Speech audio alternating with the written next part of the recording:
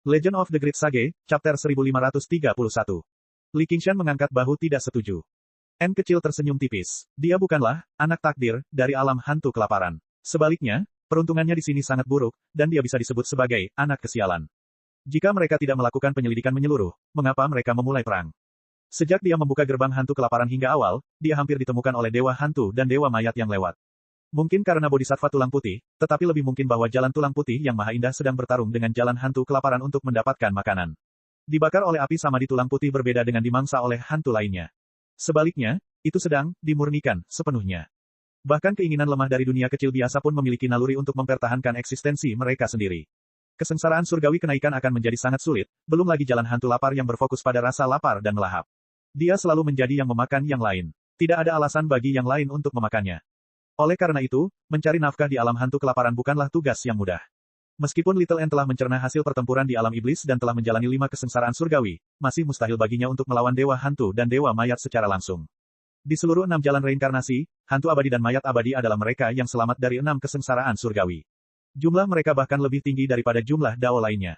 Kesengsaraan surgawi ke-6 adalah ambang batas. Banyak manusia abadi dan dewa Yao akan memilih untuk melintasi 9 surga untuk meningkatkan peluang mereka menjadi dewa sejati. Yang lebih penting, baik manusia abadi maupun dewa Yao, rentang hidup mereka terbatas. Kitab kehidupan dan kematian mencatat kehidupan mereka. Jika dia tidak dapat mengatasi 7 kesengsaraan surgawi untuk menjadi seorang abadi sejati, dia harus mati. Kalau begitu, dia harus melakukan perjalanan ke istana Yama dan patuh serta bereinkarnasi. Meskipun akan ada perlakuan istimewa tertentu, seperti tidak harus meminum air sungai kelupaan dan melupakan kenangan kehidupan sebelumnya, dikatakan bahwa mereka bahkan dapat berunding dengan 10 raja neraka dan memilih lingkungan tempat mereka bereinkarnasi, apakah itu bangsawan atau keluarga kerajaan, atau bahkan manusia atau binatang, laki-laki atau perempuan. Catatan, terlepas dari klan manusia atau klan iblis. Umumnya, mereka akan memilih bereinkarnasi sebagai manusia laki-laki. Namun, kultivasi ulang ditakdirkan menjadi hal yang sangat berbahaya. Jumlah informasi yang dapat dibawa bayi terbatas, dan mustahil untuk memasukkan semua ingatannya ke dalamnya, apalagi janin yang belum terbentuk.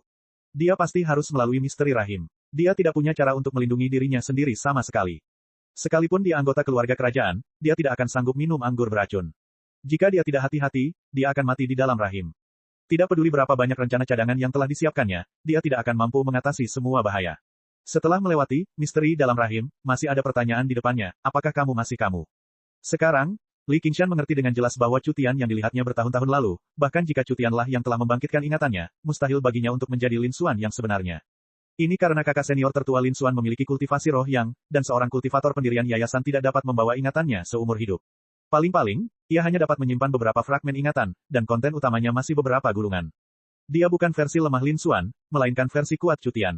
Pada akhirnya, dia takut kehilangan muka karena rasa dendamnya. Dia telah berjalan menuju tanah kematian. Adapun saudara bela diri senior dari Sekte Alam Segudang, yang mengawasi kota awan hitam dan membunuh Kaisar Iblis, dia jelas bukan orang seperti itu. Dalam pengertian ini, Anda hanya memiliki satu kehidupan. Jika seseorang tidak menjadi abadi sejati, pada akhirnya ia akan berubah menjadi debu. Oleh karena itu, banyak sekali manusia abadi dan iblis abadi yang menolak roda reinkarnasi. Hanya ada 2 jalan yang dapat mereka tempuh. Salah satunya adalah bergabung dengan domain iblis dan menjadi dewa jahat. Cara lainnya adalah dengan memasuki alam hantu kelaparan dan menjadi hantu abadi atau mayat abadi. Dan untuk menjadi dewa jahat, mereka harus mengubah sifat mereka, dan mereka harus diperintah oleh 12 dewa iblis untuk menaklukkan alam manusia dan berperang melawan istana surgawi tanpa hasrat. Jika mereka tidak berhati-hati, mereka akan dibunuh oleh dewa abadi sejati dan akan dikutuk selamanya. Alam hantu kelaparan menjadi pilihan terbaik, yang mengarah pada situasi saat ini. Tetapi bagi Li Qingshan dan Little N, ini adalah manfaat terbesar. Selain dewa hantu dan dewa mayat, mereka adalah pemburu terbaik. Kaisar mayat dan kaisar hantu biasa dapat dimakan seperti sayuran. Bahkan 10 dari mereka bersama-sama tidak akan sebanding dengan mereka. Dan alam hantu kelaparan sangatlah luas, tidak peduli berapa banyak dewa hantu dan dewa mayat yang ada. Tidak mungkin bahwa hantu abadi ada di mana-mana dan mayat abadi sebanyak anjing, atau bahwa mereka masing-masing memerintah suatu wilayah dan memiliki lingkup pengaruhnya sendiri. Pada akhirnya, alam hantu kelaparan hanya memiliki kemauan dan tidak memiliki kesadaran. Alam itu tidak dapat secara langsung memberitahu seorang dewa hantu tertentu, ada penerus tulang putih yang bersembunyi di sini. Bunuh dia untukku. Paling-paling, alam itu dapat membuatnya tiba-tiba ingin keluar jalan-jalan, dan harus ada alasan yang cukup. Tidak ada pintu menuju keberuntungan atau kemalangan, hanya manusia yang mendatangkannya. Baik itu keberuntungan atau kesialan, itu hanya bisa dipicu oleh suatu kesempatan. Itu lahir dari dalam dan dirasakan dari luar. Dan sampai sekarang, Little N belum menggunakan Samadhi Flames of White Bone. Tujuannya adalah untuk mencegah kesempatan seperti ini. Kalau tidak, akan jauh lebih mudah untuk menerobos kota Wuhua.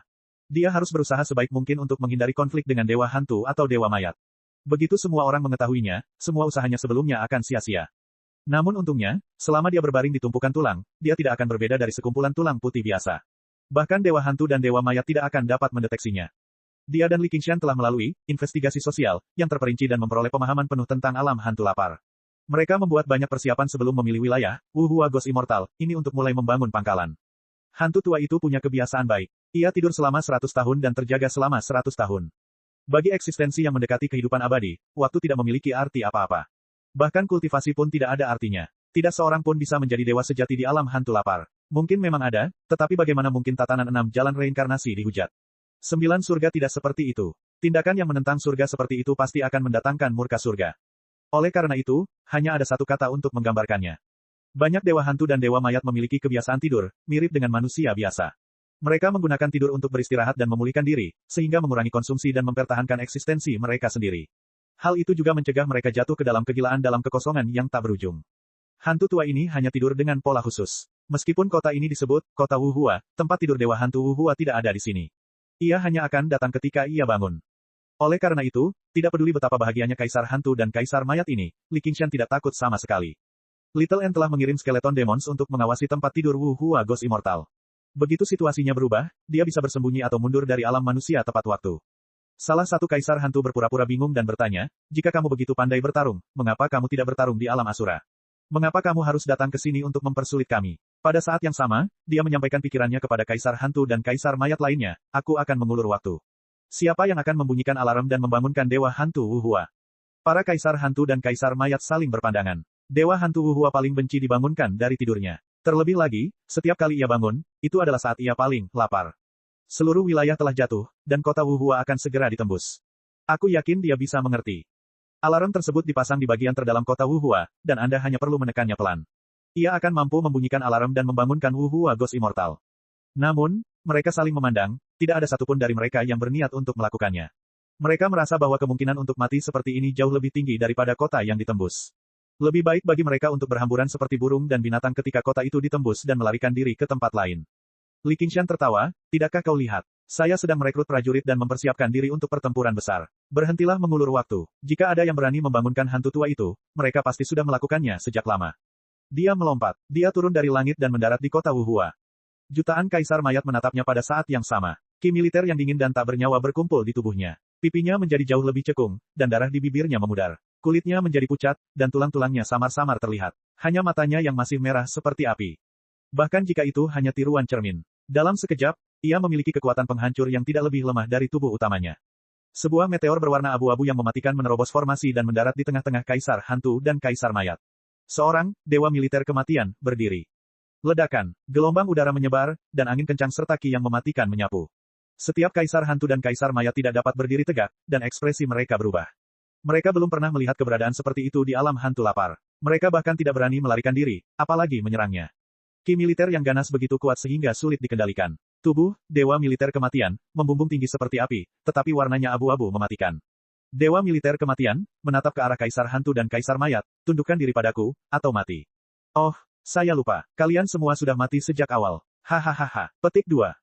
Tak seorang pun bisa tertawa. Mereka hanya merasa kedinginan. Kamu benar-benar tidak punya selera humor. Waktuku terbatas. 1, 2, 3. Dewa Militer Kematian, perlahan mengangkat telapak tangannya yang besar. Saya bersedia tunduk pada Anda, tuanku. Saya juga. Saya bersedia mengikuti Anda untuk menaklukkan dunia. Sangat baik. Li Qingshan tidak terkejut sama sekali. Ini bukan pertama kalinya dia melihat pemandangan seperti itu. Kaisar Hantu dan Kaisar Mayat jelas tidak memiliki kebajikan kesetiaan. Bagi mereka, bertahan hidup adalah hal yang paling penting. Sungguh ironis. Pada saat ini, naga biru terbang mendekat. Cakar tajamnya mencengkeram bebatuan gunung dan melingkari kota Wuhua. N kecil duduk bersila di atas kepala naga itu. Ia mengenakan kasaya dan melantunkan mantra dengan mata tertutup. Kaisar Mayat dan Kaisar Hantu di bawah komando Li Qingshan juga mengepung mereka dan menutup semua jalan keluar. Kasaya di tubuh Little N melayang seperti burung putih, melilit Kaisar Mayat. Mata harimau mimpi buruk, milik Li Qingshan hanya dapat mengintimidasi lawan setingkat ini untuk sementara. Tetapi, jubah pemakaman 3, milik Little N paling baik dalam memurnikan hantu-hantu mati ini. Begitulah cara dia mendapatkan pasukan hantu. Kalau tidak, tidak ada gunanya hanya mendapatkan kesetiaan dari hantu tingkat rendah. Tanpa kepemimpinan berbagai jenderal, mustahil untuk mengumpulkan moral pasukan. Ekspresi wajah Kaisar Mayat tampak ganas dan dia ingin melawan. Li Qingshan meliriknya, kamu bisa memilih untuk mati. Meskipun Kaisar Mayat tidak mengerti apa arti mati, dia tidak berani melawan di bawah tatapan Dewa Militer Kematian yang besar dan menakutkan. Dia dengan patuh membungkus dirinya dalam kasaya. Ekspresinya berubah. Kadang-kadang dia menggertakkan giginya, dan kadang-kadang dia meronta dengan marah. Namun, ekspresinya perlahan-lahan menjadi tenang seolah-olah semua rasa sakitnya telah hilang. Bahkan rasa lapar yang sangat menyiksanya pun hilang sepenuhnya. Dia menjadi puas, tenang, dan nyaman. Ketika ia melepas kasayanya, ia menoleh dan menatap rekan-rekannya yang selalu ingin melahapnya.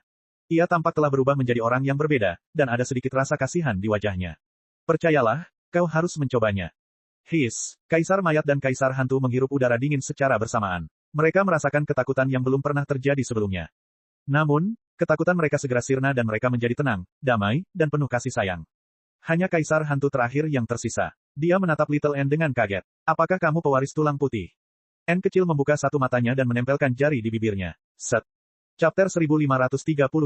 Kota tanpa aliran telah jatuh, para penguasa telah menyerah, dan pasukan telah memasuki kota. Tubuh Li Qingshan berkelebat masuk dan keluar, berputar dan berubah seperti gelembung. Dengan aura militer yang begitu agung, avatar cermin ini hampir mencapai batasnya. Ia tersenyum pada Little N. Senyumnya bagaikan bulan di air, beriak dan pecah dalam cahaya sebelum menghilang. Little N mengenakan 3 jubah pemakaman lagi dan melemparkan formasi yang telah disiapkannya sebelumnya, berubah menjadi bayangan gelap yang menyelimutinya. Dia tidak mencari pertahanan, hanya bersembunyi. Setelah bertahun-tahun persiapan, tibalah waktunya baginya untuk memulai babak baru kultivasinya. Dengan lambaian tangannya, api sama di tulang putih membakar abis para hantu itu.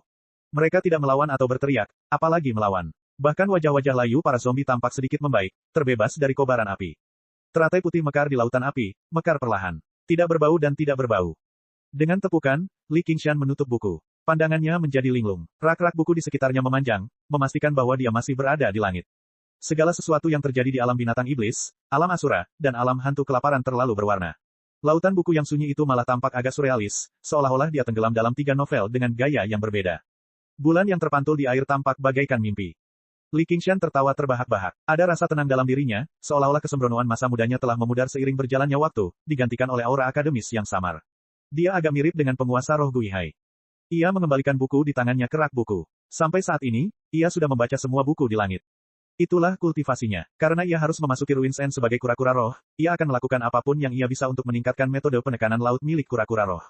Jika ia dapat mencapai lapisan ke-9 dan melepaskan bentuk transformasi kura-kura roh yang sempurna, ia yakin itu akan cukup untuk mengelabui keinginan kura-kura roh primordial. Namun, akan selalu ada kesenjangan antara kenyataan dan imajinasi. Transformasi penyu rohnya telah mencapai lapisan ke-8. Dia terjebak di tepi lapisan ke-9, tidak dapat maju lebih jauh lagi. Jalan penyu roh. Ini bukan tentang kerja keras, tetapi akumulasi. Atau bahkan pertemuan yang kebetulan. Ia bergumam pada dirinya sendiri, mungkin aku masih belum menerapkan jalan sejati penyu roh. Namun, waktu tidak menunggu siapapun. Ia harus bersiap memasuki Ruins End apapun yang terjadi. Suara tua terdengar dari atas, karena kamu masih belum bisa melepaskan hati seseorang, ini akan menjadi kelemahan fatalmu. Li Qingshan memutar matanya. Seberapa sukanya kura-kura roh mengintip. Menjijikkan sekali. Yang mulia roh Guihai terdiam. Selama bertahun-tahun, dia secara pribadi telah menyaksikan kekuatan Li Qingshan meningkat dari hari ke hari. Sekarang, dia tidak lagi memiliki kepercayaan diri untuk mengalahkannya. Untuk para pembudidaya, terutama bagi dewa dengan umur panjang seperti dia, itu sungguh hanya sekejap mata. Dia menghela napas panjang, ini mungkin bagian yang menakutkan tentang manusia. Anak ini lahir sebagai respons terhadap kesengsaraan, dan sekarang sayapnya perlahan tumbuh. Siapa yang bisa menghentikannya? Li Qingshan muncul dari langit, dan sinar matahari yang cerah menyinari wajahnya. Dia menguap dengan nyaman dan menyingkirkan semua pengetahuan yang berantakan di buku itu ke belakang pikirannya, begitu pula prinsip-prinsip yang dia bicarakan pada dirinya sendiri. Seorang murid bergegas mendekat, kakak senior tertua, kakak senior Le mengundangmu. Mata Li Qingshan berbinar, dan kemalasannya pun sirna. Letian akhirnya akan mati. Apakah aku pernah melihatmu sebelumnya? Kakak senior tertua, orang-orang yang berstatus tinggi cenderung memiliki ingatan yang pendek. Dulu, ketika kita bergabung dengan sekte fenomena segudang, kita bahkan diberi pelajaran olehmu. Aku ingat sekarang. Jadi, itu kamu, nak. Waktu berlalu dengan cepat. Aku pergi dulu, sampai jumpa nanti. Hati-hati di jalan. Murid itu menyaksikan Letian melesat menembus langit dan menghilang di antara deretan bangunan. Tiba-tiba, dia menggelengkan kepalanya dan perlahan menuruni tangga menuju Life Chaos Place. Di suatu ruangan sunyi jauh di dalam Life Chaos Place, ada tikar bambu. Ada sebuah meja, dan sebuah lampu menyala sendirian. Sebotol asap rokok mengepul, dan sebuah karakter, Gumball, yang bengkok tergantung di dinding. Selain itu, tidak ada yang lain. Letian menunggu di sana sendirian. Dia baru saja mandi dan berganti pakaian. Rambutnya masih sedikit basah, dan dia tampak tenang seperti perawan. Sampai sebuah sosok muncul di pintu dan membukanya dengan suara mendesing. Ia masuk dengan hembusan angin dan bertanya, apakah sudah waktunya? Letian mengangguk. Masih ada waktu 1 jam. Duduklah dan tunggu sebentar. Li Qingshan merasakan suasana khusus di ruangan yang sunyi itu. Ekspresinya berubah serius, dan dia berbalik untuk menutup pintu. Dalam sekejap, lapisan formasi diaktifkan, dan seseorang hanya bisa keluar tetapi tidak bisa masuk. Hari ini mungkin menjadi akhir dari seorang penguasa manusia, dan dia akan kembali ke siklus reinkarnasi di neraka. Letian terus menutup matanya dan beristirahat. Namun, Li Qingshan tidak duduk. Sebaliknya, dia mondar-mandir di sekitar ruangan dengan kedua tangan di belakang punggungnya. Setelah mondar-mandir beberapa kali, dia berhenti di depan satu-satunya hiasan. Apa kata-kata ini? Mereka ditulis seperti anjing yang merangkak. Alis Letian sedikit berkedut. Kupikir kakak senior sudah membaca banyak buku dan sudah maha tahu. Li Qingshan menyentuh kepalanya. Hehe, aku lupa setelah membaca. Jika saya membawa begitu banyak pengetahuan dan logika, bagaimana saya bisa berjalan? Penguasa roh Guihai tampaknya berada di puncak langit, tetapi sebenarnya, ia membawa langit di punggungnya. Oleh karena itu, ia tidak dapat bergerak sedikit pun dan terjebak di dalam gedung. Dia tidak ingin menjalani kehidupan seperti itu. Mungkin karena itulah dia tidak bisa mencapai tingkat ke-9 transformasi penyuruh. Namun, dia tidak membaca buku-buku itu dengan sia-sia. Semuanya disalin ke Little Tian di dunia 5 benua. Awalnya, dia butuh untuk bertukar novel. Kemudian, Li Qingshan tidak lagi membutuhkan pembatas buku milik Kaisar Roh Guihai, jadi dia membuatnya sepenuhnya gratis. Seperti yang diharapkannya, ia mengubah dunia 5 benua menjadi dunia baru yang indah di mana setiap orang dapat berkultivasi. Sayangnya, masih banyak orang yang tidak membelinya. Letian tersenyum. Meskipun ada banyak sarjana di dunia, hanya sedikit yang memahami logika ini. Kakak senior, kebijaksanaanmu bukanlah sesuatu yang dapat dibandingkan dengan orang biasa. Li Qingshan menoleh ke belakang dan berkata sambil tersenyum, betapapun banyaknya yang kau katakan, aku tidak akan membantumu melawan kepala sapi itu. Taruhan adalah taruhan. Meskipun kepala sapi Ahpang hanyalah seorang hantu abadi Komandan Yin, dia mewakili Ordo 6 jalur reinkarnasi. Kau jelas bukan tandingannya. Siapakah yang menetapkan urutan 6 jalur reinkarnasi? Li Qingshan bergumam pada dirinya sendiri. Tiba-tiba, ia bertanya, oh benar, di mana kodok emas berkaki 3-mu? Ada di gua tempat tinggal. Aku sedang bersiap untuk berkemas dan kembali ke alam binatang iblis. Heh, kamu memang setia. Hidup kita dipercayakan kepada satu sama lain. Tidak ada kesetiaan. Kalau aku jatuh ke dalam reinkarnasi, aku harus bergantung padanya untuk membimbingku. Sekalipun pemandu itu berhasil, apakah itu tetap kamu? Memangnya kenapa kalau iya? Memangnya kenapa kalau tidak? Kamu yakin berpikiran terbuka? Memangnya kenapa kalau iya? Memangnya kenapa kalau tidak? Jika tidak, aku akan melawan kepala sapi Ahpang itu. Jika aku menang, aku akan lari. Jika aku kalah, jiwaku akan hancur. Untuk apa repot-repot bereinkarnasi? Saya tidak akan menang. Kita baru akan tahu setelah kita bertarung. Mata Li Qingshan membara. Semangat mudanya tidak pernah pudar. Benar sekali. Suara gemuruh teredam bergema di ruangan yang sunyi. Sebuah gerbang kota yang megah muncul dari udara tipis. Gerbang itu melewati lapisan formasi dan berdiri tegak di ruangan yang sunyi. 3 kata besar tertulis di gerbang kota, gerbang neraka. Dengan suara keras, gerbang neraka terbuka. Angin dingin menari liar dan kabut hantu memenuhi udara. Lampu yang menyala satu-satunya itu padam dan asapnya pun menghilang. Kepala lembu besar muncul dari kabut hantu. Matanya bersinar dengan cahaya merah saat menatap lurus ke arah Li Qingshan. Li Qingshan melihat ke kiri dan ke kanan. Yah, itu bukan urusanku. Aku hanya mengatakannya dengan santai. Kepala lembu berkata dengan suara teredam, masuk. Chapter 1533. Pasti ada sesuatu yang aneh terjadi, tapi itu tidak seharusnya ditujukan kepadaku. Letian sangat mengenal dirinya sendiri. Dia hanyalah teman judi yang menemani Ahpan untuk menghilangkan kebosanannya. Jika Ahpan tidak mau berjudi, dia bisa mengirimnya ke neraka kapan saja. Angin dingin membelai wajahnya, dan dia merasakan sesuatu di hatinya. Karena itu, dia bertanya lagi pada Li Qingshan, apakah kamu yakin ingin ikut?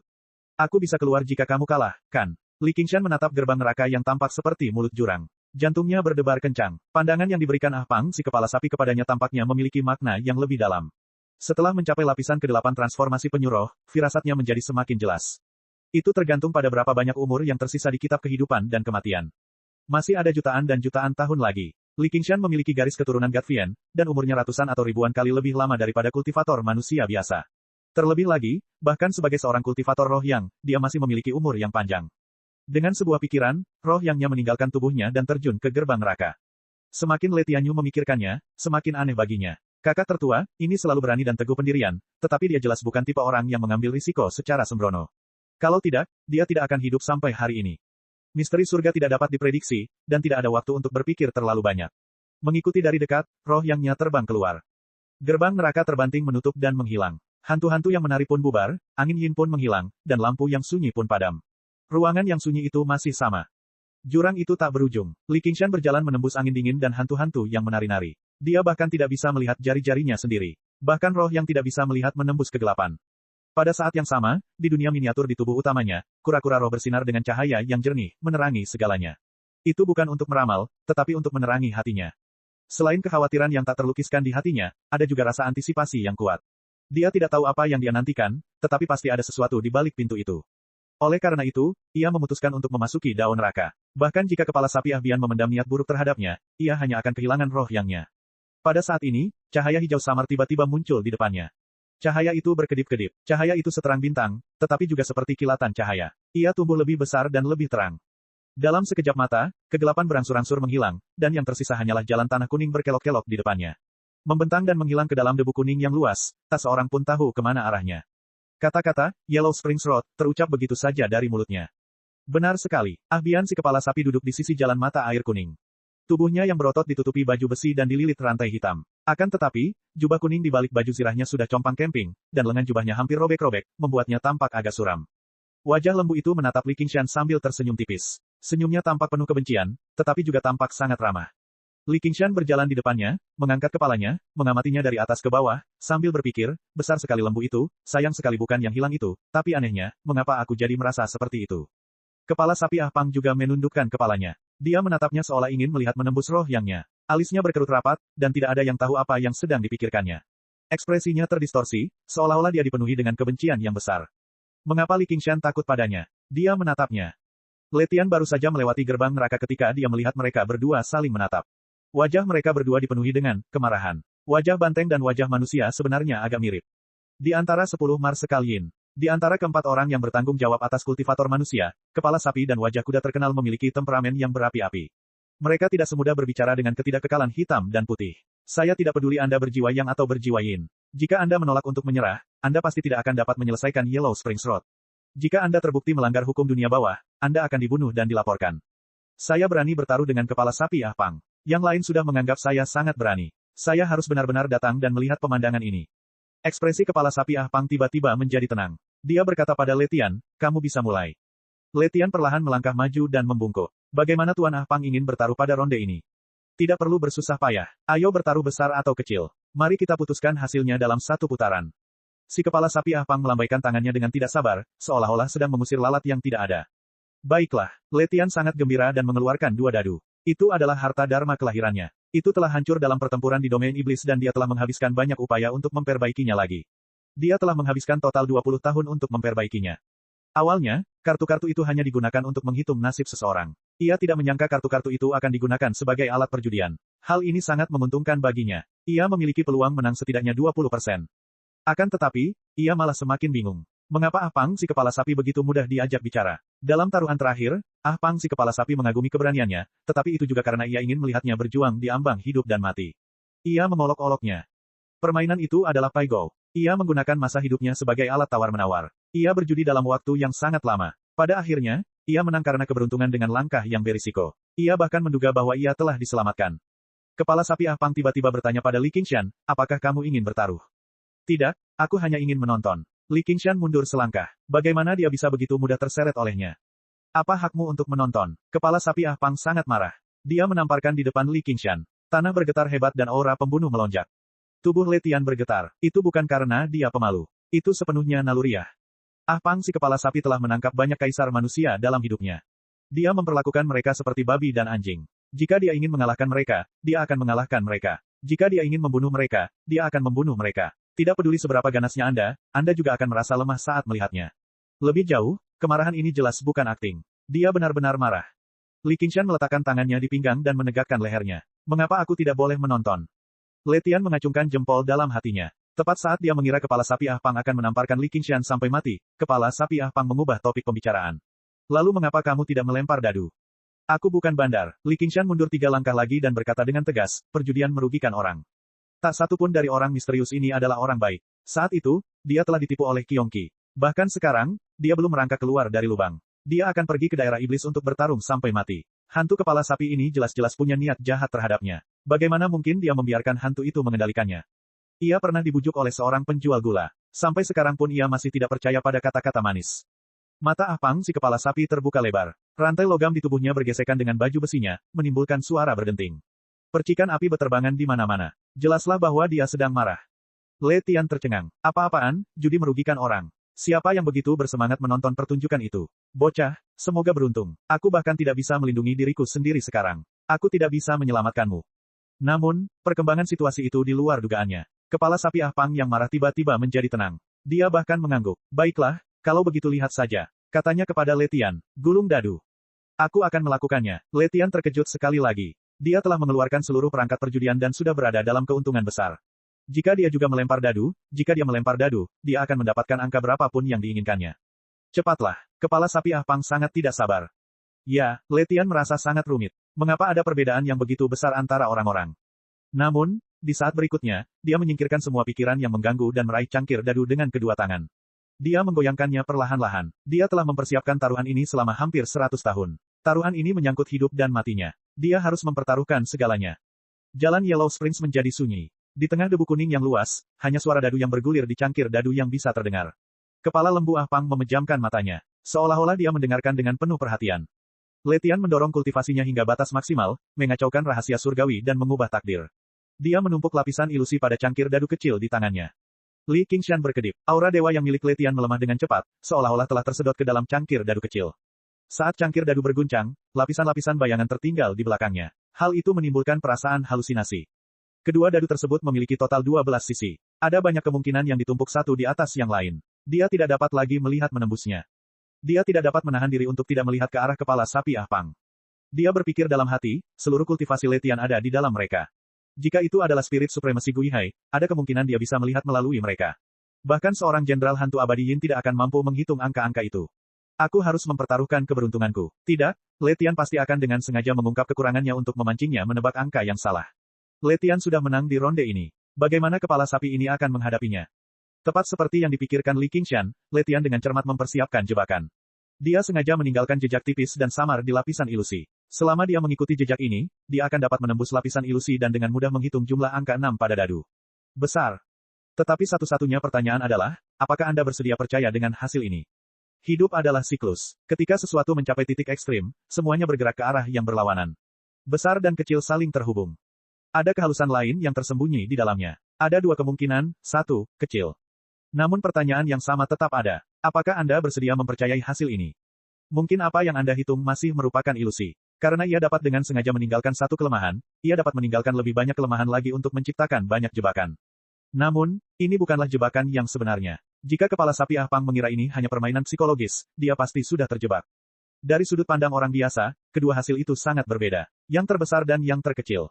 Namun dari sudut pandang rahasia surgawi, kedua hasil tersebut akan sangat dekat, bahkan saling tumpang tindih. Wajah Letian menipis, tetapi sudut mulutnya melengkung membentuk senyum. Bahkan jika spirit supremasi Guihai ada di sini, dia tidak akan dapat memperhitungkan semua perubahan. Itu bahkan lebih mustahil bagi Ox Head Ah Pang. Dan faktanya, angka dalam wadah dadu itu tidak besar atau kecil. Angka itu besar dan kecil. Ini bukan dadu biasa, melainkan harta ajaib kelahirannya. Kedua dadu itu tampak berada dalam kondisi superposisi yang tidak logis. Spirit supremasi Guihai setidaknya bisa mengunci hasil dan memberi kedua dadu tingkat kepastian tertentu. Kemudian, dia bisa menebak berdasarkan keberuntungannya. Namun, kepala sapi Ah Pang tidak memiliki kemampuan seperti itu. Oleh karena itu, terlepas dari apakah ia memilih yang besar atau kecil, ia hanya akan memperoleh hasil yang sebaliknya. Pada akhirnya, dia berpikir bahwa dia telah melakukan kesalahan dan salah memperhitungkan psikologi Letian. Orang-orang percaya bahwa perjudian adalah masalah keberuntungan, tetapi mereka tidak tahu bahwa sebelum perjudian dimulai, hasilnya sudah jelas. Yang ada hanyalah kemenangan dan kekalahan. Itulah sebabnya 9 dari 10 pertaruhan kalah, dan pemenangnya mengambil semuanya. Takdir adalah yang tertinggi. Menentang surga untuk mengubah takdir selalu merupakan ilusi. Sesaat keberuntungan tidak memengaruhi situasi secara keseluruhan. Jika seseorang tidak mau menyerahkan dirinya kepada nasib, mereka harus berdiri di sisi nasib dan mencari peluang bertahan hidup dalam rahasia surgawi yang tidak dapat diprediksi. Bahkan kepala sapi Ah Pang yang terkenal pun tidak berdaya. Itu karena pada saat itu, Letian adalah perwujudan takdir dalam permainan ini. Ini adalah permainan yang pasti akan membuatku menang. Dengan suara keras, cangkir dadu itu jatuh ke tanah. Letian berlutut dengan satu kaki dan menatap Ah Pang si kepala sapi tanpa rasa takut. Dia menekan cangkir dadu dengan tangan kanannya dan memberi isyarat dengan tangan kirinya. Tuan, tolong tebak. Li Qingshan tidak dapat menahan rasa gugupnya. Apakah itu besar atau kecil? Kepala sapi Ah Pang perlahan membuka matanya dan melirik Li Qingshan. Dia berkata kepada Letian sambil tersenyum tipis, kamu tebak dulu. Letian terkejut saat tubuhnya tiba-tiba bergetar. Ekspresi percaya dirinya hancur. Ini aku. Coba tebak, perintah kepala sapi Ah Pang. Kurasa besar. Letian dengan kasar mengangkat cangkir dadu. Kedua dadu itu berhenti dengan mantap di tanah kuning. 2 angka 6. Besar. Ini adalah hal yang wajar. Ini adalah harta dharma hakikinya. Besar atau kecil dapat diputuskan dengan satu pikiran. Namun, ekspresinya tampak seolah-olah dia baru saja ditampar di saat-saat paling puas dirinya. Dia ingin menangis dan tertawa di saat yang bersamaan. Kepala sapi Ah Pang tersenyum, memperlihatkan deretan gigi depannya yang rapi dan berkilau. Oh, kecil sekali. Aku menang. Tapi ini jelas besar, seru Li Qingshan. Lihat lagi. Ah Pan si kepala sapi mengulurkan jari telunjuknya yang tebal dan menekan kedua dadu. Dengan dorongan lembut, 2 angka 6 berubah menjadi 2 angka 1. Li Qingshan tertegun sejenak sebelum tertawa terbahak-bahak. Dia memegangi perutnya dan tertawa terbahak-bahak hingga air matanya hampir menetes. Taruhan ini terlalu brilian. Letian, tidak peduli berapa banyak trik yang kau miliki dan berapa banyak keuntungan yang telah kau ambil, kau tetap kalah dari yang lain pada akhirnya. Apa hakmu untuk bertaruh dengan orang lain? Apa hakmu untuk bertaruh dengan orang lain? Apa hakmu untuk bertaruh dengan orang lain? Apa hakmu untuk bertaruh dengan orang lain? Apa hakmu untuk bertaruh dengan orang lain? Apa hakmu untuk bertaruh dengan orang lain? Letian berlutut di tanah seolah sedang berduka atas ayahnya, putus asa dan terdiam. Kepala sapi Abian terkekeh dan berkata kepada Li Qingshan, Letian, kau kalah. Ikutlah denganku. Tawa itu tiba-tiba berhenti. Li Qingshan menunjuk ke arah Letian dan kemudian ke hidungnya sendiri. Aku. Benar sekali, aku sedang membicarakanmu. Wajah kepala sapi Abian tampak jujur dan licik. Letian tercengang. Naik turunnya kehidupan datang begitu cepat. Li Qingshan mengangkat bahunya. Aku bukan Letian. Dia sangat waspada saat dia perlahan mundur. Letian, sekarang sudah sampai pada titik ini, kamu masih berani menyangkalnya. Kepala sapi Abian tertawa sinis sambil merentangkan jari-jarinya dan mencengkeram Li Qingshan. Chapter 1534. C garis bawah T. Persetan denganmu. Li Qingshan mengumpat. Tubuhnya bergoyang dan berubah. Ia tampak menerkam ke kiri dan kanan, maju dan mundur. Dalam sekejap mata, ia mengubah puluhan posisi. Silakan baca buku ini. Kepala sapi Ah Pang hanya menangkap serangkaian bayangan, tetapi roh yang berubah menjadi hantu dan lolos dari sela-sela jarinya. Li Qingshan tidak membaca buku-buku itu dengan sia-sia. Dia telah menguasai semua teknik yang berhubungan dengan kitab kebebasan surgawi. Dia telah menggabungkan pelarian ilahi dari 5 elemen dan pelarian iblis ilusi. Dia telah mencapai tingkat di mana dia menjadi puas diri. Setelah menghindari cengkeraman itu, dia segera melarikan diri dari jalan menuju dunia bawah. Dalam sekejap mata, dia menghilang ke dalam debu kuning tanpa jejak. Menarik. Kepala sapi Ah Pang memperlihatkan ekspresi terkejut. Genggamannya tampak biasa saja, tetapi tidak seorang pun tahu berapa banyak roh yang dari kaisar manusia yang telah ditangkap. Tidak peduli berapa banyak perubahan yang terjadi, seseorang tidak dapat lepas dari genggamannya. Seperti halnya seorang tukang jagal anjing, betapapun ganasnya anjing tersebut, ia dapat menangkapnya dengan mudah. Seringkali, sebelum mereka tertangkap, mereka sudah tergeletak di tanah dan merengek. Namun, anjing liar, hari ini sedikit berbeda. Bukan karena ia sangat kuat, tetapi ia sama sekali tidak takut padanya. Dia tertawa terbahak-bahak. Letian, aku menghormatimu sebagai kaisar manusia. Beraninya kau bertaruh denganku. Kenapa kau panik seperti anjing liar sekarang? Letian masih duduk di tanah, menatap kedua dadu itu dengan linglung. Ia sama sekali diabaikan. Li Qingshan tidak terpancing dan tidak menunjukkan aura apapun. Dia telah berada di surga selama bertahun-tahun, dan ketahanannya telah lama disempurnakan. Akan tetapi, saat dia mendengar kepala sapi Ah Pang berteriak, Letian, dia masih merasa marah. Sialan, hantu-hantu ini sungguh tak tahu malu. Letian terlihat pintar, tetapi sebenarnya dia idiot. Dia 100 kali lebih kuat darimu. Mengapa dia harus bersikap adil padamu? Hati Letian sedang kacau. Ah Pang si kepala sapi yang dikenalnya tidak seperti ini. Sebaliknya, dia terkenal karena menepati janjinya. Kalau tidak, dia tidak akan bisa lolos dari malapetaka saat itu. Hanya dengan genggaman biasa, tidak ada cara baginya untuk melarikan diri. Akan tetapi, bahkan jika kepala sapi Ah Pang membenci Li Qingshan karena omong kosongnya, mengapa dia harus mentolerirnya? Tidak bisakah dia mengalahkannya sejak dulu? Tidak perlu baginya untuk merusak taruhan dan menarik kembali perkataannya. Ketika ia mencoba untuk meramalkan sebab dan akibat, reaksi balik yang disebabkan oleh numerologi yang kacau hampir menyebabkan roh yangnya runtuh dalam sekejap. Ia hanya melihat pusaran yang sangat kacau. Dia hanya terjebak dalam baku tembak. Kepala lembu Ah Pang tidak mengejarnya. Ia tertawa terbahak-bahak, tidak ada jalan kembali menuju alam baka. Kemana kau bisa melarikan diri? Aku tidak bisa mengalahkanmu, tapi tidak bisakah aku melarikan diri? Li Qingshan tidak terlalu memikirkannya, tetapi dia tiba-tiba menyadarinya. Di bawah kakinya ada jalan berliku yang sama menuju Yellow Springs. Ketika sempit, jalan itu seperti usus domba. Ketika lebar, jalan itu hanya bisa dilalui satu kereta. Jalan itu tidak rata dan tertutup debu. Jalan itu tampak seperti jalan tanah biasa di pedesaan. Dia mengerutkan kening dan tiba-tiba mengubah arah, tetapi tidak peduli bagaimana dia mengubah arah, jalan Yellow Springs meluas kemanapun dia terbang. Terlebih lagi, benda itu selalu berada di luar jangkauan penglihatannya, seolah tahu arah mana yang akan dipilihnya. Dia mengangkat kepalanya tiba-tiba dan melihat si kepala sapi Ah Pang duduk di depannya, menunggunya dengan senyuman sederhana dan jujur di wajahnya. Hantu menabrak dinding. Tidak, hantu yang menabrak dinding manusia hanyalah ilusi. Hantu tingkat rendah membingungkan kelima indera. Aku mengolah kitab kebebasan surgawi, dan berjalan di jalan iblis surgawi kebebasan agung. Bagaimana mungkin aku bisa bingung seperti ini? Bahkan hantu abadi pun tidak bisa. Kepala sapi Ah Pang mengeluarkan kantung anggur yang pecah dan meneguknya beberapa teguk. Dia mengembuskan napas yang berbau alkohol. Ribuan jalan dan puluhan ribu jalan kecil semuanya mengarah ke Yellow Springs. Li Qingshan segera menyadari sesuatu. Jadi, dao dunia manusia adalah jalan mata air kuning. Kepala lembu Ah Pang menggelengkan kepala bantengnya yang besar. Aku tidak peduli apakah kamu manusia atau manusia sampah. Kamu harus berjalan di jalan mata air kuning pada akhirnya.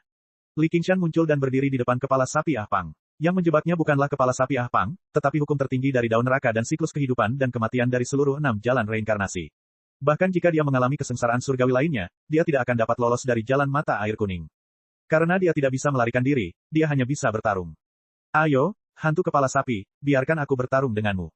Kepala sapi Ah Pang menatapnya dari samping. Letian, berlututlah dan bersujud 3 kali. Panggil aku, kakek sapi, 3 kali. Aku akan membiarkanmu hidup selama 500 tahun lagi. Letian melihat sekeliling dan menggaruk telinga serta pipinya dengan cemas. Dia berharap bisa mengganti identitas Li Qingshan sebagai Letian. Jika dia bisa memperpanjang umurnya hingga 500 tahun, bersujud beberapa kali saja tidak ada apa-apanya. Terlebih lagi, Ah Pang si kepala sapi sudah cukup untuk menjadi kakek buyutnya. Tidak semua orang menempuh jalan yang sama radikalnya seperti Li Liehuo dan Cao Tianjiao. Jalan yang ditempuhnya adalah tentang menjadi bahagia dan puas dengan nasibnya. Terlebih lagi, setelah melihat pusaran raksasa, dia tahu bahwa jika dia tidak bisa melarikan diri hari ini, itu tidak akan semudah jatuh ke dalam samsara. Dia mungkin akan hancur berkeping-keping dan jiwanya hancur. Kepala sapi Ah Pang minum seteguk anggur lagi. Siapapun yang bersujud akan kulepaskan. Letian segera mengubah posturnya dan bersujud 3 kali. Dia memanggil, kakek sapi, 3 kali. Dia takut bahwa countdown-nya tidak cukup keras. Enyah. Kepala sapi Ah Pang melambaikan tangannya, dan Letian berguling ke celah di samping jalan mata air kuning. Dia tiba-tiba terbangun di ruangan yang sunyi. Lampu yang sepi itu masih ada di sana, dan rasanya bagaikan mimpi. Gerbang neraka, jalan mata air kuning, kepala sapi Ah Pang, seolah-olah tidak pernah ada. Hanya kerusakan pada rohnya yang nyata. Dia membuka telapak tangannya, dan kedua dadu itu tergeletak dengan tenang. Ketika dia membungkuk untuk bersujud, dia meraih benda yang mengikat nyawanya. Benda itu masih berupa 2 angka, 1, berwarna merah darah. Dia akhirnya berhasil lolos dengan susah payah, tetapi hatinya sangat berat. Dia bergumam, tidak heran aku tidak bisa bertahan dari 6 kesengsaraan surgawi. Saya kalah di ronde ini. Ia berpikir bahwa ia dapat mencari peruntungan dan terhindar dari malapetaka dengan sedikit keterampilan dari seorang peramal dan melakukan apapun yang ia inginkan. Dia berpikir bahwa dia dapat menghindari semua masalah rumit di dunia dengan mengandalkan serangkaian taruhan. Pada akhirnya, itu semua bohong. Segala rencana dan siasatnya tidak lebih baik dari 3 kali bersujud. Kepala sapi Ah Pang berkata kepada Li Qingshan, sekarang giliranmu. Bagaimana mungkin 3 cukup? Tubuh Li Qingshan bergetar, dan pikirannya berubah menjadi lapisan ilusi. 1 terbelah menjadi 2, 2 terbelah menjadi 4, 4 terbelah menjadi 8. Kitab Kebebasan Surgawi, sebenarnya tidak dikenal sebagai buku yang menyerang. Bahkan, api ilahi penghancur dunia, yang secara tidak sengaja dipahaminya tidak akan mampu mengancam makhluk abadi seperti kepala sapi Ah Pang. Namun, di langit, Li Qingshan telah membaca semua strategi dan siasat militer, dan dia akhirnya memahami teknik tertinggi ini. Bagi para kultivator biasa, menciptakan terlalu banyak klon selama pertempuran akan menyebabkan mereka harus mengalihkan perhatian untuk mengendalikan klon tersebut. Hal itu tidak hanya akan sia-sia, tetapi juga akan berbahaya. Lebih jauh lagi, bahkan jika mereka membentuk formasi tentara, tetap saja akan merepotkan untuk bergerak. Namun, ini adalah jalan mata air kuning yang tidak ada jalan keluarnya. Kemauan Li Qingshan telah terkondensasi, dan hatinya sekokoh besi. Lebih jauh lagi, klon pikirannya seperti mayat tingkat rendah. Dalam sekejap, mereka membentuk pasukan. Mereka tidak perlu dikomandoi, dan mereka secara otomatis membentuk lapisan formasi militer. Dengan satu pikiran, aura militer itu luas dan perkasa, mengalir ke dalam roh yang. Aura itu bersinar terang, dan niat membunuh membumbung tinggi ke langit, menyebarkan debu kuning. Kepala sapi Ah Pang juga sedikit tergerak. Ia berdiri, nak, apakah kau tidak takut dengan siksaan neraka dan tidak akan pernah bisa bereinkarnasi? Aku akan pergi ke panggung mata air kuning untuk merekrut bawahanku yang lama. Aku akan mengibarkan 100.000 bendera dan membunuh Raja Neraka. Ingat, nama keluarga kakekmu adalah Li. Bunuh. Chapter 1535. Li Qingshan berubah menjadi dewa perang. Tubuhnya seperti gunung dan kepalanya seperti tebing. Dia meninju ke bawah. Ledakan, angin kencang bertiup dan membubarkan angin jahat dan api hantu. Debu kuning membuat langit menjadi biru. Awan jamur berwarna kaki membubung ke langit. Dengan penguasaan kitab kebebasan surgawi, ia tidak kalah dengan transformasi dewa atau iblis manapun. Namun, tidak ada kegembiraan sama sekali di wajah Li Qingshan. Di bawah pukulan besi itu, Abian yang berkepala lembu menyilangkan lengannya di depannya, dengan kuat menangkis pukulan itu. Sosoknya tidak goyah, juga tidak mundur selangkah pun. Lengan bajunya dan pakaiannya berkibar tertiup angin kencang. Kepala sapi itu tersenyum tipis dan matanya bersinar merah. Pukulan ini cukup kuat. Sangat kuat. Li Qingshan terkejut. Jauh lebih kuat dari wanita itu, Cao Tianjiao. Beberapa tahun terakhir ini, dia cukup sering berhubungan dengan Cao Tianjiao. Tentu saja, alasan utamanya adalah karena dia telah dikeluarkan dari surga untuk berhubungan seksual. Seringkali, jika terjadi perselisihan, mereka akan bertengkar, tetapi pada akhirnya, dia tetap akan diperkosa. Meski itu bukan duel sungguhan, dia masih bisa memperkirakan kekuatannya. Dia mengembangkan jalur kura-kura hitam. Sebagai pemimpin 6 pelayan, dia sudah menjadi kekuatan di antara manusia abadi. Namun, dia tidak sekuat ini. Kepala sapi Ah Pang tiba-tiba menangkis tinju Li Qingshan dan berkata dengan bangga, "Nak, kalau kau bisa membuatku bergerak setengah langkah, aku akan melepaskanmu." Sebelum dia selesai berbicara, tanah bergetar. Li Qingshan melangkah maju dan mengepalkan tinjunya. Dia mengangkatnya tinggi-tinggi dan memukulnya seperti palu. "Apakah menurutmu aku akan percaya omong kosongmu?" Ekspresi kepala sapi Ah Pang menjadi gelap dan berubah kejam. Cahaya merah menyala di matanya dan dia meninju ke depan. Ledakan, tanah hancur dan amblas beberapa kaki. Asap dan debu memenuhi udara dan menutupi Yellow Springs Road. Kepala lembu Ah Pang berdiri diam dan mempertahankan postur tinjunya menghadap ke atas. Di sisi lain, lengan Li Qingshan patah dan dia menghilang ke dalam aura militer. Dia kehilangan keseimbangan dan jatuh ke depan. Kepala sapi Ah Pang mencibir. "Hanya kau yang tahu jurus ini." Tubuh Li Qingshan yang bagaikan gunung terjatuh dan dia tersenyum sinis. Di tengah asap dan debu, cahaya hitam tiba-tiba menyala. Sebuah mata vertikal terbuka di antara alisnya dan menatap Ah Bian si kepala sapi. Seberkas api hitam melesat keluar. Api ilahi pemusnahan dunia. Kepala sapi Ah Pang terkejut dan langsung dilalap api hitam. Di ruangan yang tenang, Letian yang baru saja pulih dari kekalahannya, menatap Li Qingshan dan bergumam pada dirinya sendiri, "Kali ini semua berkat dirimu. Aku harap kamu bisa lolos dengan selamat." Sambil menggelengkan kepalanya sambil tersenyum pahit, dia berkata, "Bagaimana mungkin?" Dia telah menyelidiki Oxhead Aban secara rinci. Latar belakangnya masih misterius. Itu tidak sejelas ketidakkekalan hitam dan putih. Satu-satunya hal yang dapat dipastikan adalah bahwa kekuatan dan statusnya menduduki peringkat pertama di antara 10 Marsekalian. Dahulu kala ada seorang penguasa manusia yang, ketika mendekati akhir hidupnya, mengatasi 6 kesengsaraan surgawi dan menjadi manusia abadi, sehingga memperpanjang rentang hidupnya. Pada akhirnya, ketika kepala sapi Ah Pang datang untuk membawanya pergi tepat waktu, manusia abadi yang baru saja mencapai tingkatan ini, mungkin karena ia telah berada di bawah tekanan yang terlalu besar selama ini, menjadi sedikit puas diri setelah berhasil melewati kesengsaraan. Ia memperlakukan kepala sapi Ah Pang sebagai dewa hantu biasa dan dengan santai mengejeknya. Dia dibunuh di tempat oleh kepala sapi Ah Pang, dan roh primordialnya bahkan tidak berhasil melarikan diri. Belum lagi umur panjangnya, dia bahkan tidak bisa memasuki siklus reinkarnasi. Terlebih lagi, Li Qingshan hanyalah seorang penguasa manusia, dan hanya roh yang telah memasuki daun neraka. Bagaimana dia bisa sebanding dengan si kepala sapi Ah Pang? Tanah kuning mencair menjadi lava dan bergejolak. Kekuatan api ilahi penghancur dunia sangat mencengangkan, tetapi juga menghabiskan banyak energi. Klon-klon pikiran itu menghilang satu persatu, dan pasukan itu berubah menjadi ketiadaan dalam sekejap mata. Hanya Li Qingshan yang tersisa, dan dia menerkam ke arah kepala sapi Ah Pang dengan tekad yang kuat. Suara mendesing. Rantai besi hitam melesat keluar dari api hitam bagaikan naga hitam, mengunci Li Qingshan dengan erat. Bukan saja dia tidak bisa melepaskan diri, dia bahkan tidak bisa mengucapkan mantra apapun. Api hitam itu menghilang. Kepala lembu Ah Pang berdiri di tengah lava yang bergolak. Rambut coklat tua di kepalanya dan pakaiannya yang compang camping sebagian besar terbakar, dan dia tampak agak menyedihkan. Akan tetapi, selain itu, dia tidak terluka. Tiba-tiba dia menarik rantai besi itu dan menarik Li Qingshan yang terbungkus seperti pangsit di depannya. Matanya merah karena marah, dan lubang hidungnya menyemburkan udara panas, seolah-olah dia ingin mengulitinya hidup-hidup. Li Qingshan melirik kakinya. Dia mencibir dan berkata, "Apakah kau pikir aku akan percaya omong kosongmu?" Ekspresi kepala sapi Ah Pang membeku. Kaki kanannya sudah melangkah mundur setengah langkah. Ini adalah reaksi naluriah dalam menghadapi api ilahi penghancur dunia. Bukan karena dia terdorong mundur. Sama seperti manusia yang secara alami akan mundur ketika menghadapi api yang menyala-nyala. Namun, mundur adalah mundur. Tidak peduli apapun alasannya, pada saat itu, dalam menghadapi api ilahi penghancur dunia yang mengerikan, pikirannya sedikit terguncang. Ia menarik napas dalam-dalam. Angin kencang meniup magma, lalu magma itu mengembun menjadi tanah dan batu lagi. Debu kuning kembali menyelimuti dirinya. Jalan tanah kuning berkelok-kelok, entah dari mana asalnya dan kemana tujuannya. Dia menggendong Li Qingshan di punggungnya dan melangkah maju. Sekali lagi. Li Qingshan mengejek dengan keras, "Hantu omong kosong apa? Itu saja, Anda harus menjilati kembali ludah yang Anda keluarkan. Anjing tidak memakan kotorannya sendiri." Kepala sapi Ah Pang tetap diam dan fokus pada perjalanannya. Li Qingshan tidak peduli. Jika dia tidak dirantai, dia akan meledakkan roh yangnya dan meledakkan wajahnya hingga penuh darah. Karena itu, dia mengejek, "Mengapa kamu tidak mengganti namamu menjadi kepala anjing Ah Pang?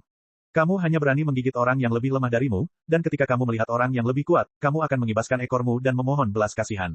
Jika aku melewati 6 kesengsaraan surgawi, bisakah kau menangkis salah satu pukulanku?" Kepala sapi Ah Pang berjalan semakin cepat. Ia tidak bisa membedakan utara dan selatan. Seolah-olah ia berjalan secara acak. Namun, jalan mata air kuning terus membentang di bawah kakinya. Li Qingshan berpikir dalam hati, si kepala anjing Ah Pang, ini mungkin ingin mengirimku ke neraka untuk dihukum. Dia tidak tega membunuhku sekarang. Jika aku tidak memarahi leluhurnya selama 18 generasi, akan sulit untuk menghilangkan kebencian di hatiku. Oleh karena itu, dia mengaktifkan mode omelannya sepenuhnya. "Hei, kamu terlihat seperti anjing, tetapi bukankah kamu tetap seekor anjing? Kamu berlarian dan menggigit orang di mana-mana. Rantai ini adalah rantai untuk mengikat anjing, kan? Katakanlah siapa gurumu, 10 Raja Yama, 9 Dewa Langit dan Buddha. Kenapa kamu tidak mengalungkannya di lehermu sendiri? Kenapa kamu menggunakannya untuk mengikat kakekmu? Mata Ah Pang si kepala sapi merah seperti darah. Dadanya naik turun dengan hebat. Napasnya makin lama makin kasar. Ia tak sanggup lagi menahannya. Aku tahu seekor banteng. Aku tidak tahu seberapa tinggi dia dibandingkan kamu. Kalian berdua banteng, tapi mengapa perbedaannya begitu besar? Ah Pang si kepala sapi tiba-tiba berhenti. Seluruh tubuhnya gemetar. Tepat ketika Li Qingshan berpikir bahwa dia akan membunuhnya, setetes air mata jatuh ke tanah. Dengan suara, Peter Patter, setetes air mata jatuh ke tanah dan menggelinding menjadi bola lumpur. Peter Patter, tetesan air mata itu jatuh terus-menerus seperti tali yang putus. Dalam sekejap mata, air mata itu terkumpul menjadi genangan air kuning berlumpur. Li Qingshan tidak dapat melihat wajahnya dan sangat terkejut. Kepala anjing Ah Pang, ada apa denganmu?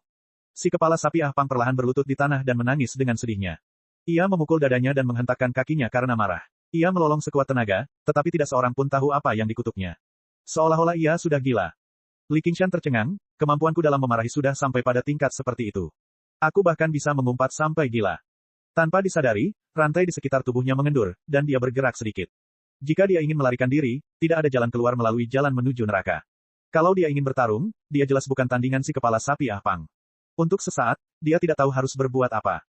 Lagi pula, dia tampak sedikit malu karena telah memarahinya hingga menangis. Semangat Panglima Yin yang agung terlalu lemah. Dia bertanya dengan ragu, "Hei, mengapa kamu menangis?"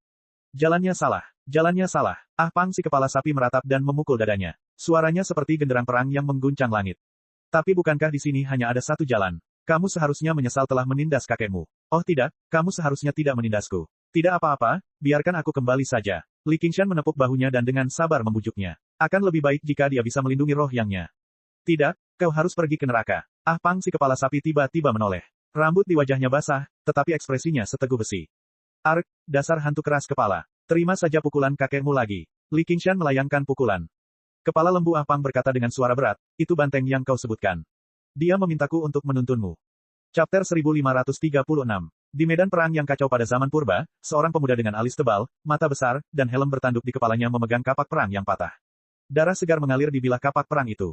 Tidak diketahui berapa banyak musuh yang telah dibunuhnya, tetapi tatapan matanya kosong. Dengan raungan naga yang dahsyat, seekor naga besar terbang ke langit, menunggangi angin. Sayapnya yang besar menutupi separuh langit, dan kekuatannya mendominasi seluruh medan perang. Naga itu ingin menelannya. Pemuda itu meraung marah, mengayunkan kapak perangnya, dan menghadapi naga besar itu.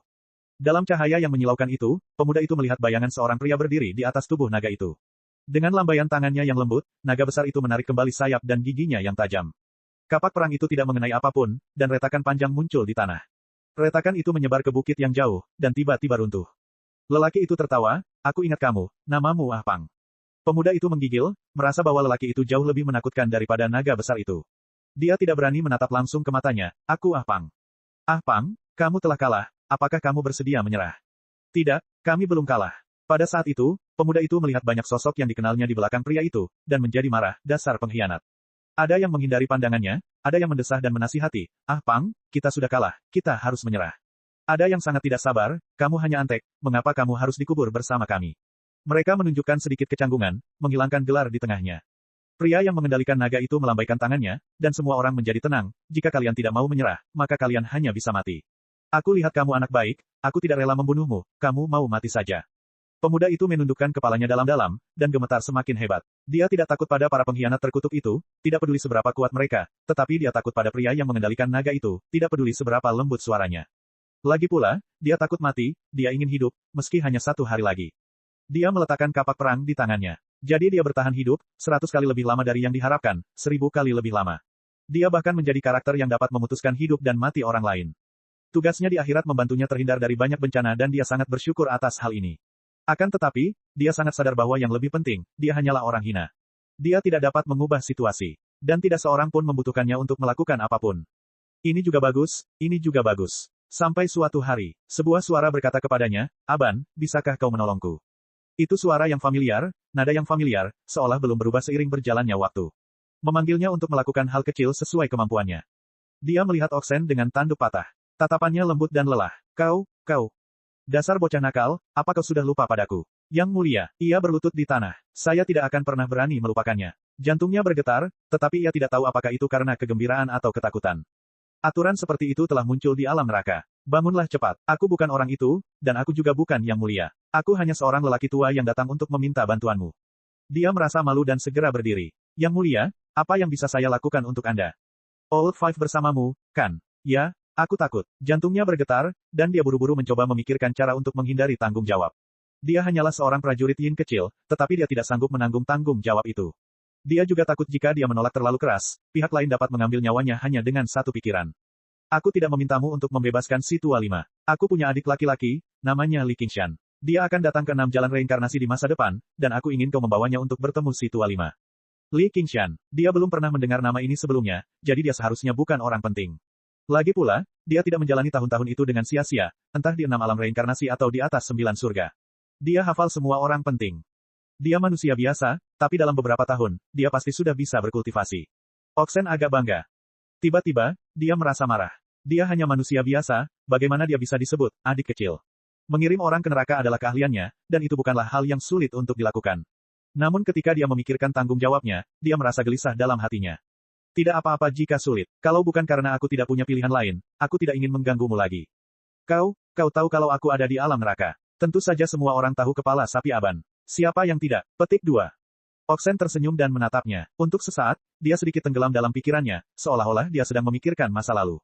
Tiba-tiba, dia kembali sadar. Baiklah, aku harus pergi. Orang tua memang suka mengenang masa lalu. Aku senang kamu masih hidup. Banyak sekali anggota klan yang seharusnya tidak meninggal, sudah meninggal. Sudah saatnya kita mengakhiri semua ini.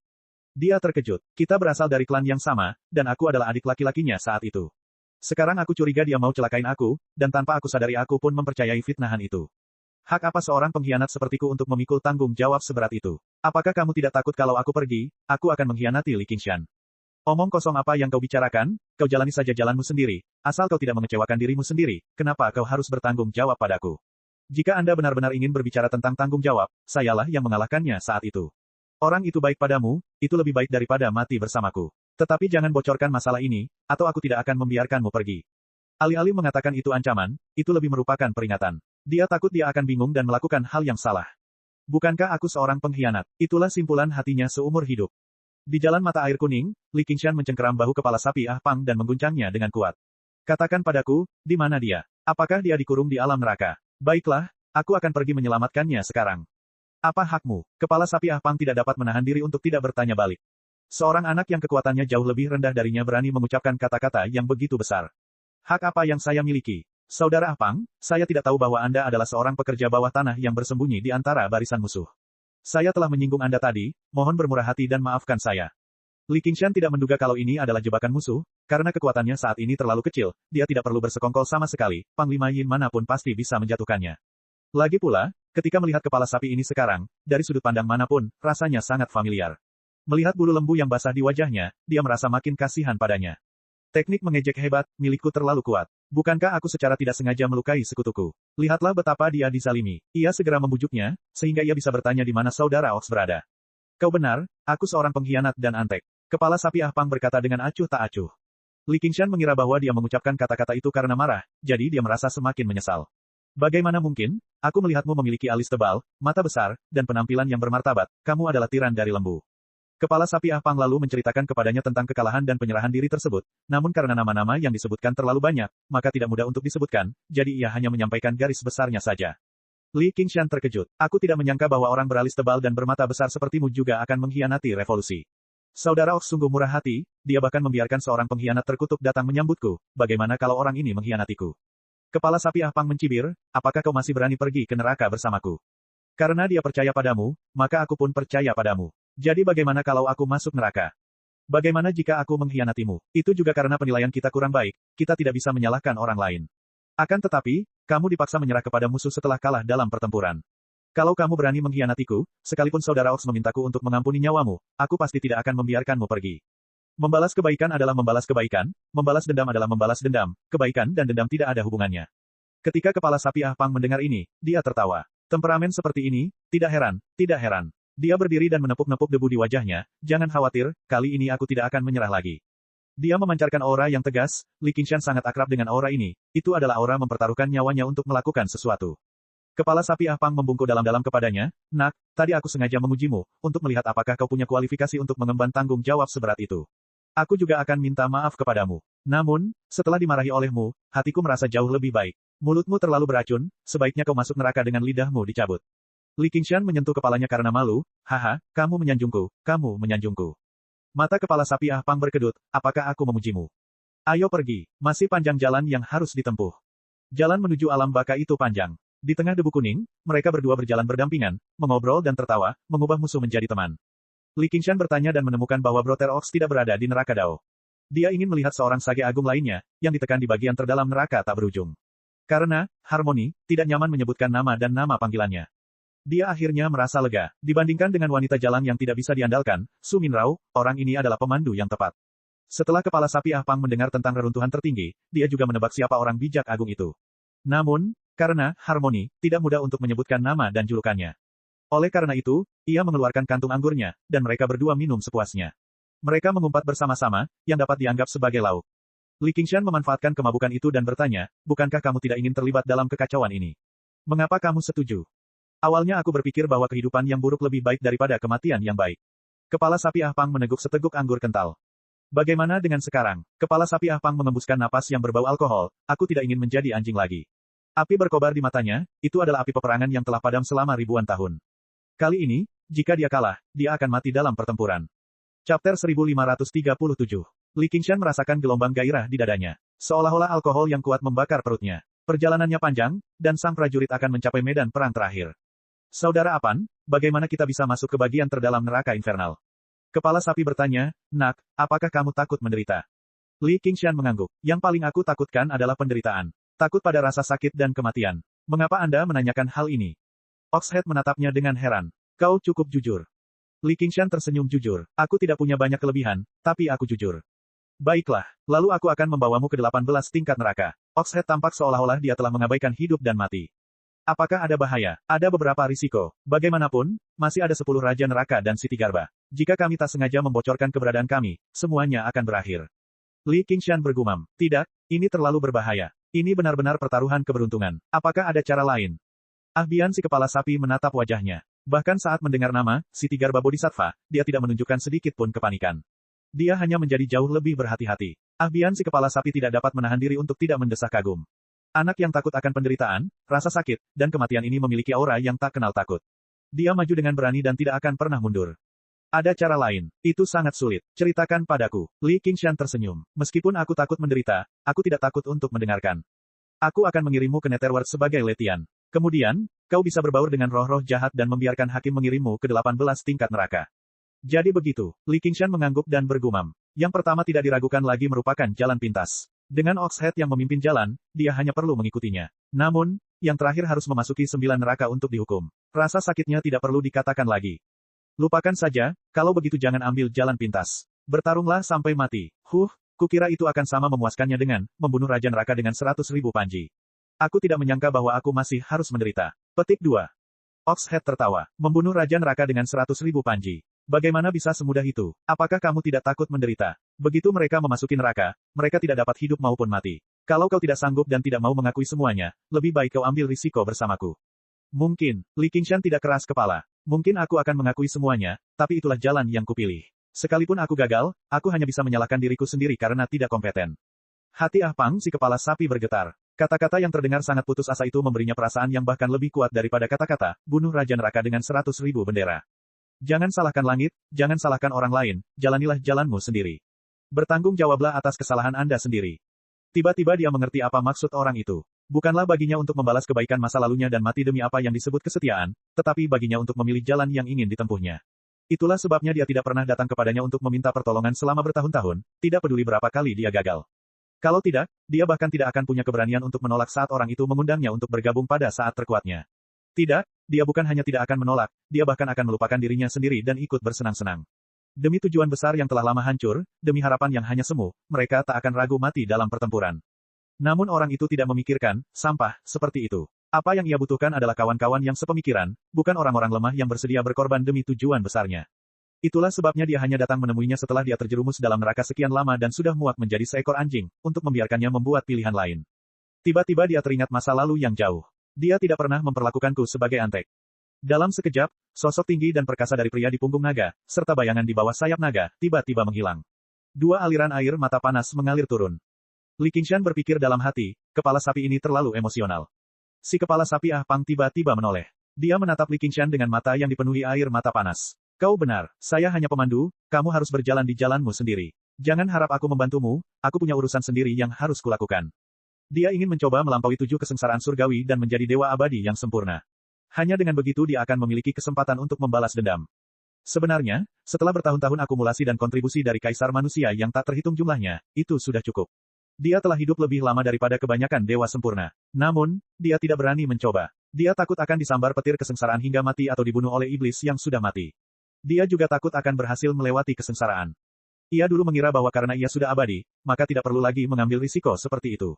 Jika dia benar-benar mencapai 9 surga dan tersapu ke dalam kesengsaraan besar surga dan bumi, dia mungkin akan mati lebih cepat. Ia tidak ingin menghadapi wajah-wajah yang dikenalnya itu lagi, dan ia tidak ingin bergabung dengan pihak manapun. Entah itu pemimpin masa lalu atau laki-laki yang menakutkan itu, dia tidak berani menjadi musuh mereka. Dia lebih suka bersembunyi di neraka dan menjadi panglima Yin kecil. Dia menggunakan ini untuk menghindari kesengsaraan besar, berpikir bahwa dia pintar. Baru sekarang dia mengerti bahwa alasan mengapa dia bisa terhindar dari kesengsaraan besar adalah karena persetujuan diam-diam dari kedua pria itu. Yang satu ingin menggunakannya sebagai model untuk menunjukkan kemurahan hatinya dan mendorong lebih banyak orang untuk menyerah. Yang lain tidak ingin menyeretnya ke dalam pertempuran karena persahabatan lama mereka. Itulah sebabnya dia bisa menjalani kehidupan yang tidak terhormat. Sebenarnya, semua kesengsaraan besar langit dan bumi sebelumnya telah diperjuangkan hingga mencapai titik kegelapan. Bagaimana alam neraka bisa damai? Beberapa dari 10 Raja Yama telah gugur, dan 10 Panglima Besar Yin telah berganti berkali-kali. Namun, dia, seorang pengkhianat, dapat terus hidup. Di akhir kesengsaraan besar sebelumnya, monyet batu spiritual yang terkenal telah menerobos masuk ke alam neraka, ingin menyelamatkan 5 tua. Keempat hakim telah melarikan diri sedikit terlambat, dan 3 dari mereka terbunuh dengan 1 pukulan tongkatnya. Monyet batu spiritual menepuk kepalanya dan berkata, "Hehe, karena kepala bantengmu, Sun Tua akan mengampuni nyawamu. Jika aku bertemu denganmu lagi, jangan salahkan aku karena bersikap kejam." Itulah sebabnya dia cukup beruntung untuk lolos. Tetapi berapa kali dia bisa seberuntung itu? Intensitas kesengsaraan besar langit dan bumi semakin tinggi dan semakin sering. Mungkin dia akan dikirim ke medan perang pada kesengsaraan besar berikutnya. Saat itu, dia akan benar-benar menjadi pecundang. Bahkan jika itu hanya untuk menyelamatkan hidupnya, dia harus mengambil tindakan. Hanya saja bocah di sampingnya ini terlihat sedikit lucu, tetapi dia terlahir untuk menghadapi kesengsaraan besar dan memiliki sifat membunuh yang sangat kuat. Dia tidak akan berhati lembut saat harus membunuh, pengkhianat dan antek. Dia tidak bisa dianggap sebagai karakter yang kuat sekarang, tetapi pemimpin Li mengatakan bahwa dia masih manusia biasa. Sudah berapa lama sejak saat itu? Monyet batu spiritual itu hanyalah sepotong batu pecah saat itu. Jika kau tidak mau membantu, maka jangan membantu. Mengapa kau menatapku? Li Qingshan menggaruk kepalanya. Dia tidak mengerti apa yang dipikirkan Ah Pang si kepala sapi ini. Ayo berangkat. Tidak ada waktu yang terbuang. Ayo cepat berangkat. Kepala sapi Ah Pang merasa waktunya hampir habis. Kalau tidak, kalau bocah nakal ini menepuk-nepuk kepalanya dan berkata, gara-gara kepala lembumu, aku akan mengampuni nyawamu. Lebih baik dia membenturkan kepalanya ke dinding dan mati. Tetapi kemungkinan besar dia akan mengganti topik dan berkata, haha, aku berbohong padamu. Katakan padaku, apakah namamu Letian? Lihatlah jari tengahku. Katakan padaku, apakah Nam? Apakah Nam? Dia tidak ragu bahwa bocah nakal ini pasti akan melakukan hal seperti itu. Dia jauh lebih buruk daripada monyet itu. Baiklah, Li Qingshan melihat ekspresi kepala sapi Ah Pang yang tiba-tiba tidak bersahabat. Dia hanya bisa mengikutinya dan bertanya, tapi bagaimana caranya agar hakim mengirimku ke neraka tingkat 18? Ia merasa bahwa ia tidak melakukan dosa sebesar itu. Jika ia hanya dikirim ke tingkat ketiga atau kelima, bukankah penderitaannya akan sia-sia? Kepala sapi Ah Pang berkata dengan suara teredam, bersikaplah seperti biasa saja. Chapter 1538. Setelah melewati batu pembatas, Li Qingshan segera mendengar suara percikan air. Debu kuning di depannya berangsur-angsur menghilang, dan sungai besar menghalangi jalannya. Asapnya sangat banyak dan tak terbatas. Fosforesensi di sungai berkelap-kelip, memantulkan air sungai dan membuatnya tampak seperti sabuk giok hijau. Sungai itu dipenuhi bunga-bunga merah yang indah. Ada bunga tetapi tidak ada daun. Bunga-bunga itu seperti darah dan api, seolah-olah terbakar. Langit tiba-tiba menjadi cerah, biru tua, dan gelap. Tidak ada bintang atau bulan, dan langit tampak sangat tinggi. Dia belum pernah melihat langit setinggi itu sebelumnya, seolah-olah langit itu akan meninggalkan dunia fana. Ya, ini adalah tempat yang terjauh dari dunia fana. Bahkan jalan hantu lapar yang sudah mati pun memiliki sedikit lebih banyak vitalitas. Ada sebuah jembatan kayu sempit di sungai. Mungkin karena terkikis oleh air sungai, jembatan itu mengarah langsung ke asap tebal, yang sulit dilihat dengan mata telanjang. Sungai yang hijau, bunga-bunga berwarna merah darah, dan langit yang biru tampak sangat cerah. Seolah-olah semua debu di jalan telah tersapu bersih, menyebabkan seseorang tanpa sadar ingin berjalan maju dan berjalan di jembatan yang panjang itu. Tiba-tiba ia melihat beberapa sosok yang jarang-jarang berbaris untuk naik ke jembatan, seakan-akan mereka muncul secara tiba-tiba. Saudara Aban, kamu datang lebih dulu. Li Qingshan tiba-tiba berbalik dan kebetulan melihat wajah putih panjang. Setelah melihat lebih dekat, dia menemukan bahwa itu adalah wajah seekor kuda. Di belakangnya ada seorang lelaki tua yang tampak menyedihkan, berjalan dari jalan mata air kuning yang baru saja mereka lalui. Dia mengerti dalam hatinya, hanya ada satu jalan mata air kuning, tetapi jalan itu mengarah ke dunia yang tak terhitung jumlahnya. Dengan kata lain, ada banyak jalan. Wajah kuda ini mungkin adalah wajah kuda yang legendaris. Kali ini, kepala sapi dan wajah kuda, semuanya berkumpul. Kakak, kamu juga kembali. Kepala lembu Aban tersenyum jujur. Wajah kuda melirik Li Qingshan dan merendahkan suaranya. Apakah kamu beruntung kali ini? Itu tidak buruk. Kakak, kamu suka sekali bermain. Lagi pula aku tidak ada kerjaan. Kepala sapi dan wajah kuda berjalan berdampingan dan membanggakan diri seperti saudara. Sesekali, mereka tertawa terbahak-bahak. Para utusan pemanen jiwa di depan mereka minggir dan membungkuk. Mereka segera minggir dan membungkuk memberi salam, mempersilakan mereka naik ke jembatan terlebih dahulu. Dia dan lelaki tua itu mengikuti dengan patuh dari belakang. Kalau saja tidak melihat kepala sapi Aban menangis di jalan mata air kuning. Li Qingshan pasti berpikir hidupnya sudah begitu nyaman sehingga dia tidak perlu memberontak. Kalau dipikir-pikir sekarang, dia merasa bahwa dia berpura-pura sopan.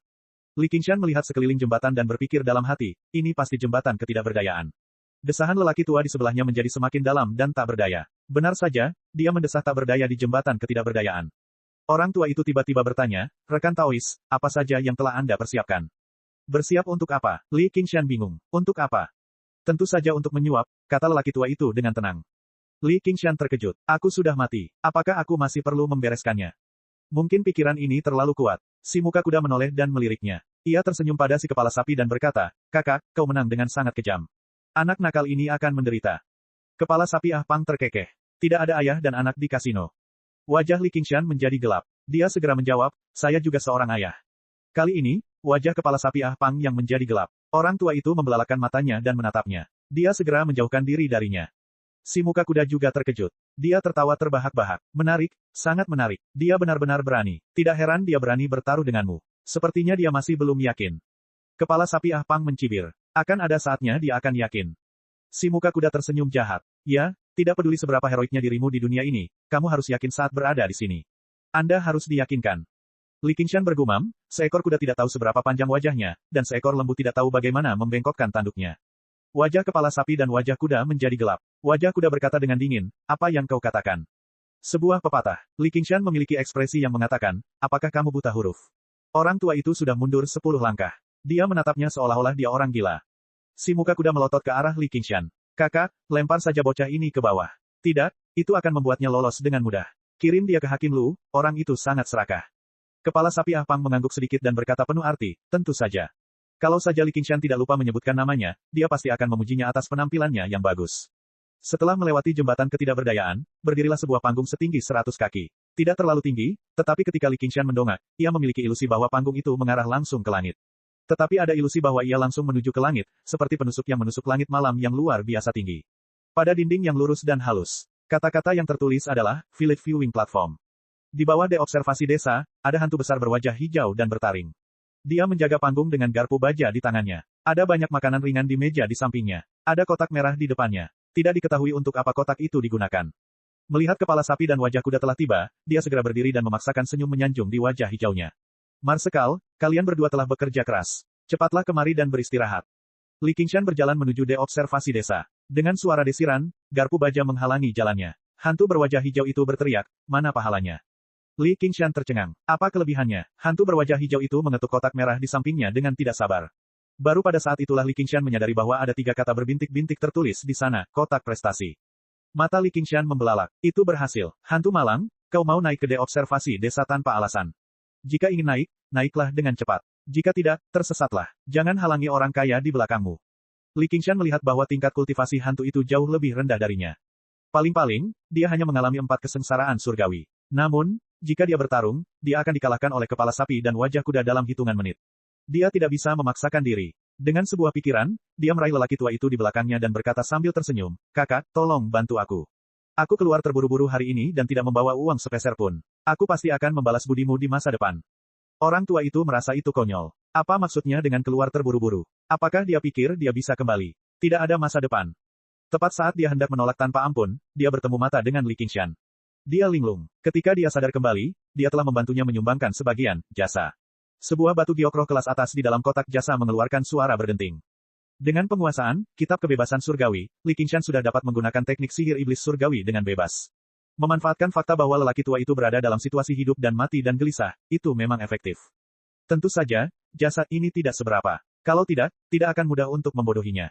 Hantu berwajah hijau itu menyeringai dan mengangkat garpu bajanya dengan puas. Dia membiarkan Li Qingshan lewat dan berjalan menuju deobservasi desa tanpa menoleh ke belakang.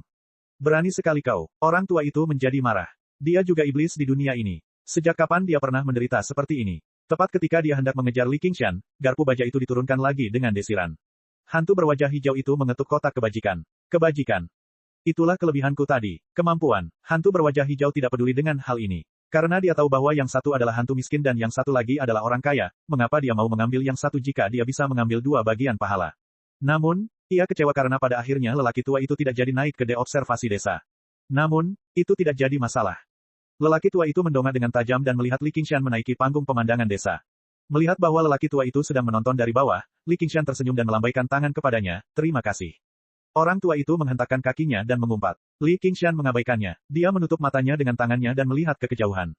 Tiba-tiba, senyum di wajahnya menghilang. Yang ia lihat bukanlah desa Craching Oaks, melainkan kota metropolitan yang ramai dengan gedung-gedung tinggi. Saat ia masih muda, kota itu muncul dalam mimpinya berkali-kali. Kota itu adalah kampung halamannya yang pada dasarnya telah ia lupakan. Chapter 1539. Mungkin, platform pemandangan desa, ini pada hakikat merupakan suatu formasi ajaib yang dapat mencerminkan kenangan terdalam masyarakat di platform tersebut tentang kampung halaman mereka. Namun, tidak peduli bagaimana dia mengedarkan, kitab kebebasan, pemandangan di depannya masih hidup dan nyata. Tidak ada sedikit pun fluktuasi. Dia melihat ke bawah peron dan tiba-tiba menyadari bahwa ada jembatan kayu melengkung yang membentang di atas sungai besar. Sungai itu berwarna hijau giok, tetapi sangat dangkal. Panjang jembatan itu kurang dari 100 kaki. Ada dua kata yang terukir pada badan jembatan, tak berdaya. Ia tak dapat lagi melihat asap yang tak berujung dan jembatan panjang yang telah dilaluinya sejak lama. Pada saat itu, seorang utusan pengambil jiwa membawa roh Yin ke jembatan. Dia berjalan sangat lambat. Di seberang jembatan tampak hamparan debu kuning yang luas. Dao neraka benar-benar berbeda dari dao manusia, dao binatang iblis, dao asura, dan bahkan dao hantu kelaparan. Itu misterius dan tak terlukiskan. Hantu berwajah hijau itu berteriak tidak sabar, "Hei, yang di atas sana, cepat turun. Kalau sudah waktunya, kau akan mendapat pahala lebih banyak jika terus melihat." Li Qingshan berjalan turun dari deobservasi desa dengan linglung. Lelaki tua yang telah tertipu itu menangkapnya. "Nak, kembalikan giok rohku." Li Qingshan berkata dengan acuh tak acuh, "Aku akan mengembalikannya kepadamu nanti." Kepala sapi Ahpang merasa aneh, apakah anak ini juga merindukan kampung halamannya? Orang tua itu berteriak, "Tuan Muka Kuda, tolonglah aku. Apa yang kau tangisi? Teruslah berjalan dan jaga barang-barangmu." Si Muka Kuda mencibir, "Anak baik, mari kita lihat apa yang akan kau lakukan selanjutnya." Tidak lama setelah mereka melewati deobservasi desa, sebuah rumah teh menghalangi jalan mereka. Rumah teh itu dibangun di pinggir jalan atau menghalangi jalan utama. Ada tebing di kedua sisi rumah teh itu. Sebuah bendera panjang berkibar di tiang bendera rumah teh itu dengan tulisan, "Tang," di atasnya. Seorang wanita tua berambut putih dan berkulit keriput duduk di pintu. Ia memegang sendok sup di tangannya dan berseru, "Kemarilah dan nikmati supnya." "Sup pantatku." Li Qingshan mengangkat kepalanya sedikit. Berdasarkan tempat sial tempat kedai teh itu dibangun, dia tahu bahwa dia harus minum semangkuk sup ini. Dia sedikit lega ketika dia tidak melihat kotak merit. Dia berjalan sedikit lebih dekat. Namun, dia menemukan sesuatu yang aneh. Ada dua panci sup di depan Meng Po, keduanya masih mengepul. Ada dua tumpukan mangkuk, satu besar dan satu kecil. Mulut mangkuk besar itu terkelupas, dan porselen hitamnya berwarna abu-abu. Itu kecil dan indah. Warna pertarungan porselen putih. Panci sup yang satu kental seperti aspal dan mengeluarkan bau obat yang tidak sedap. Panci sup yang lain ringan seperti air putih dan mengeluarkan aroma yang menyegarkan. Meng Po menyendok dua mangkuk sup bening dari mangkuk porselen putih kecil dan menyerahkannya kepada si kepala sapi dan si wajah kuda. "Saya baru saja menggunakan ayam betina berusia 1000 tahun untuk membuat sup. Cobalah." Si muka kuda mencicipinya. "Nenek Meng, keahlianmu masih sebagus dulu, tetapi bahan-bahannya semakin menipis. Belum lagi 1000 tahun, kurasa tidak akan butuh 100 tahun. Tidak mudah untuk berbisnis. Sebagian besar pelanggannya miskin." Meng Po berkata kepada Li Qingshan dengan wajah ramah, "Adik kecil, mangkuk mana yang ingin kamu minum?" Dalam perjalanan, Li Qingshan telah mendengar dari kepala sapi bahwa efek sup Meng Po bukanlah membuat seseorang melupakan masa lalu, tetapi menyegel seluruh kultivasi seseorang. Meskipun itu adalah roh yang dan roh yin. Jika seseorang meminum semangkuk sup ini, dia tidak akan ada bedanya dengan manusia biasa dan tidak akan bisa menggunakan sihir apapun. Dalam keadaan demikian, begitu seseorang memasuki siklus reinkarnasi, akan ada misteri di dalam rahim, dan pastinya akan kehilangan semua ingatan tentang kehidupan masa lalunya. Akan tetapi, kepala sapi tidak memberitahunya bahwa ada pilihan lain, jadi dia menunjuk ke panci berisi sup bening. "Adik kecil, kamu benar-benar tahu bagaimana memilih. Setelah minum semangkuk sup ini, kamu tidak akan jatuh ke neraka. Anda tidak akan melupakan masa lalu." Senyum Meng Po semakin ramah, tetapi dia tidak terburu-buru menyendok sup. Sebaliknya, dia mengulurkan tangan seperti cakar ayam. Li Qingshan langsung mengerti bahwa dia harus membeli sepanci sup bening itu. Dan itu pasti mahal. Itu mungkin salah satu hal yang paling membutuhkan suap. Setelah minum semangkuk sup bening ini, seseorang akan mampu mempertahankan kultivasinya. Bahkan jika seseorang dikirim ke neraka, seseorang akan mampu merapal mantra untuk menangkalnya. Sekalipun masih ada misteri di dalam rahim saat reinkarnasi, seseorang masih dapat melestarikan pikiran dan ingatannya. Seseorang dapat memulihkannya di masa mendatang. Jelas bukan suatu kebetulan bahwa Cutian mampu memulihkan sebagian ingatan Lin Xuan. Itu karena dia meminum semangkuk sup Mengpo ini. Semangkuk air putih saja bisa dijual dengan harga selangit, apalagi sup. Tahap ini sangat penting. Ini masalah hidup dan mati. Ini jelas bukan sesuatu yang dapat dibandingkan dengan tempat wisata terkenal seperti Village Viewing Platform. Selain itu, dia tidak punya pilihan sama sekali. Dia harus meminumnya, mau atau tidak. Melihat Li Qingshan tidak bisa mengeluarkannya setelah sekian lama, wajah Mengpo berangsur-angsur menjadi gelap. Dia meletakkan mangkuk porselen putih kecil dan mengambil mangkuk porselen hitam besar. Dia mengambil mangkuk penuh. Orang miskin hanya pantas minum ini. Orang bilang neraka memberi pahala kepada yang baik dan menghukum yang jahat. Aku tidak menyangka neraka masih memihak orang kaya dan membenci orang miskin. Li Qingshan mendesah pahit dan mengambil mangkuk porselen hitam besar. Baunya semakin menyengat, dan gelembung-gelembung pun bermunculan. Ada benda-benda seperti serangga yang melonjak naik. Dia tidak tahu benda menjijikkan apa yang sedang dimasak. Mengpo tertawa sinis. Jangan meremehkan semangkuk sup ini. Dari segi bahan, harganya bahkan lebih mahal dari semangkuk sup ini. Aku jamin, begitu kau meminumnya, kau tidak akan bisa lolos dari hukuman dan melupakan masa lalu. Ujarnya tegas, minumlah. Si muka kuda mencibir. Kalau kamu tidak mau meminumnya, aku hanya bisa memaksanya. Si kepala sapi Abian tertawa. Aku akan membayarnya sendiri. Aku bisa mentraktirmu beberapa mangkuk lagi. Kau tidak perlu membayarnya, kakak. Tiga wajah menatap Li Qingshan. Ada yang tegas, ada yang mengejek, dan ada yang mencibir. Li Qingshan tidak menganggap neraka itu menakutkan, tetapi tiba-tiba dia merasakan jantungnya berdebar kencang. Baiklah, aku akan meminumnya. Aku akan meminumnya. Melihatnya mencubit hidungnya dan meminum semangkuk sup dengan ekspresi terdistorsi, si muka kuda tidak dapat menahan tawa.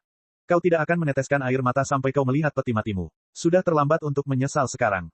Kepala lembu Abian mendesah dalam hatinya. Di jalan menuju neraka, sangat mudah baginya untuk memberi Li Qingshan beberapa harta dan membiarkannya menyuapnya. Akan tetapi, karena ia telah memilih jalan ini, ia harus menempuhnya dengan cara ini. Kalau tidak, mengapa seorang, orang pintar, yang tahu cara menyuap orang lain berulang kali berbicara kasar dan menyinggung perasaan orang lain? Li Qingshan menelan sup itu dalam sekali teguk. Sup itu meleleh di mulutnya dan menyatu dengan roh yangnya sedikit demi sedikit. Seketika, ia merasakan seluruh tubuhnya mulai terasa mati rasa. Ia terus berjalan maju sambil bergoyang, ekspresinya sudah sangat putus asa. Mengpo sudah terbiasa dengan pemandangan seperti ini. Dia tidak peduli melihat pria malang ini dan pergi melayani pelanggan berikutnya. Tepat ketika Li Qingshan melewati panci sup, sebuah kaki tiba-tiba terbang dan mendarat di panci sup. Dengan suara keras, panci sup itu menghantam dinding batu dan supnya tumpah ke tanah. Meskipun Mengpo adalah seorang hantu abadi, dia terkejut dan berteriak kesakitan, supku.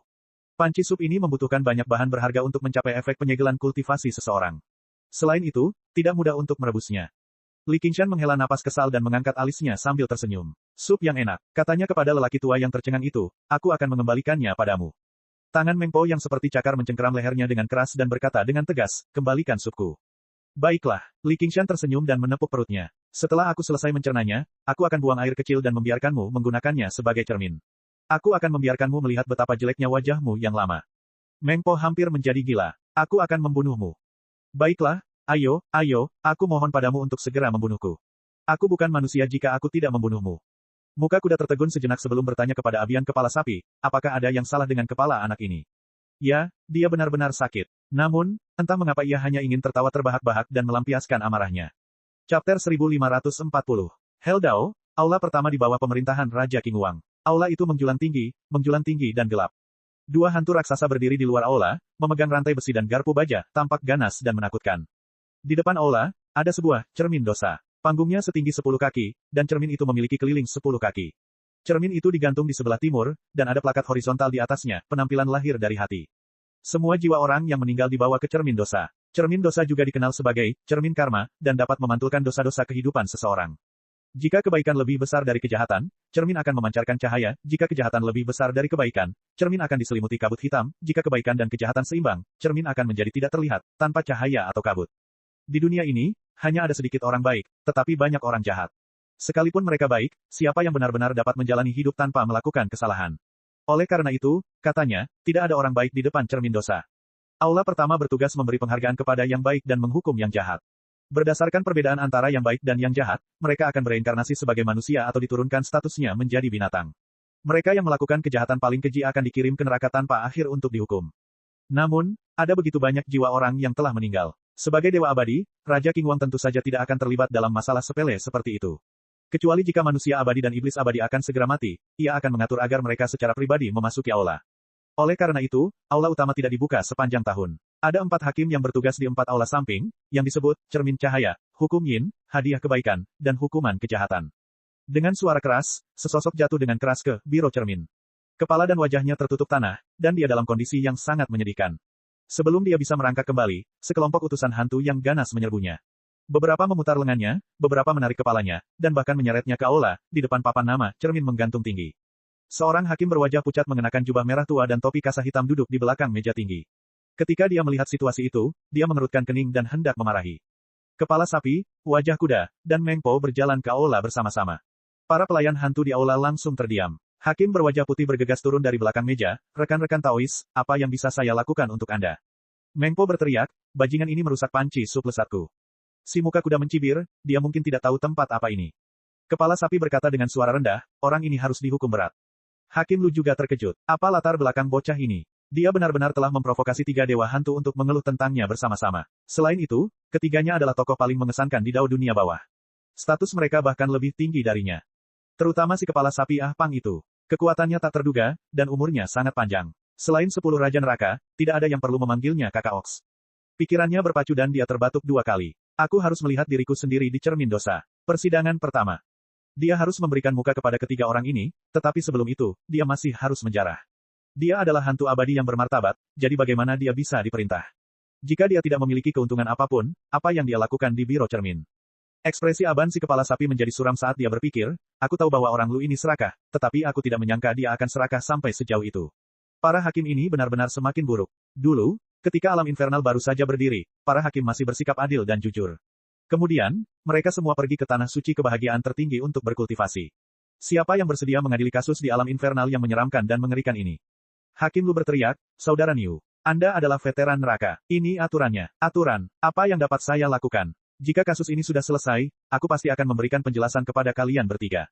Lelaki tua yang datang bersama Li Qingshan melihat keluar aula. Li Qingshan telah menumpahkan panci sup, jadi dia berpura-pura menjadi orang miskin.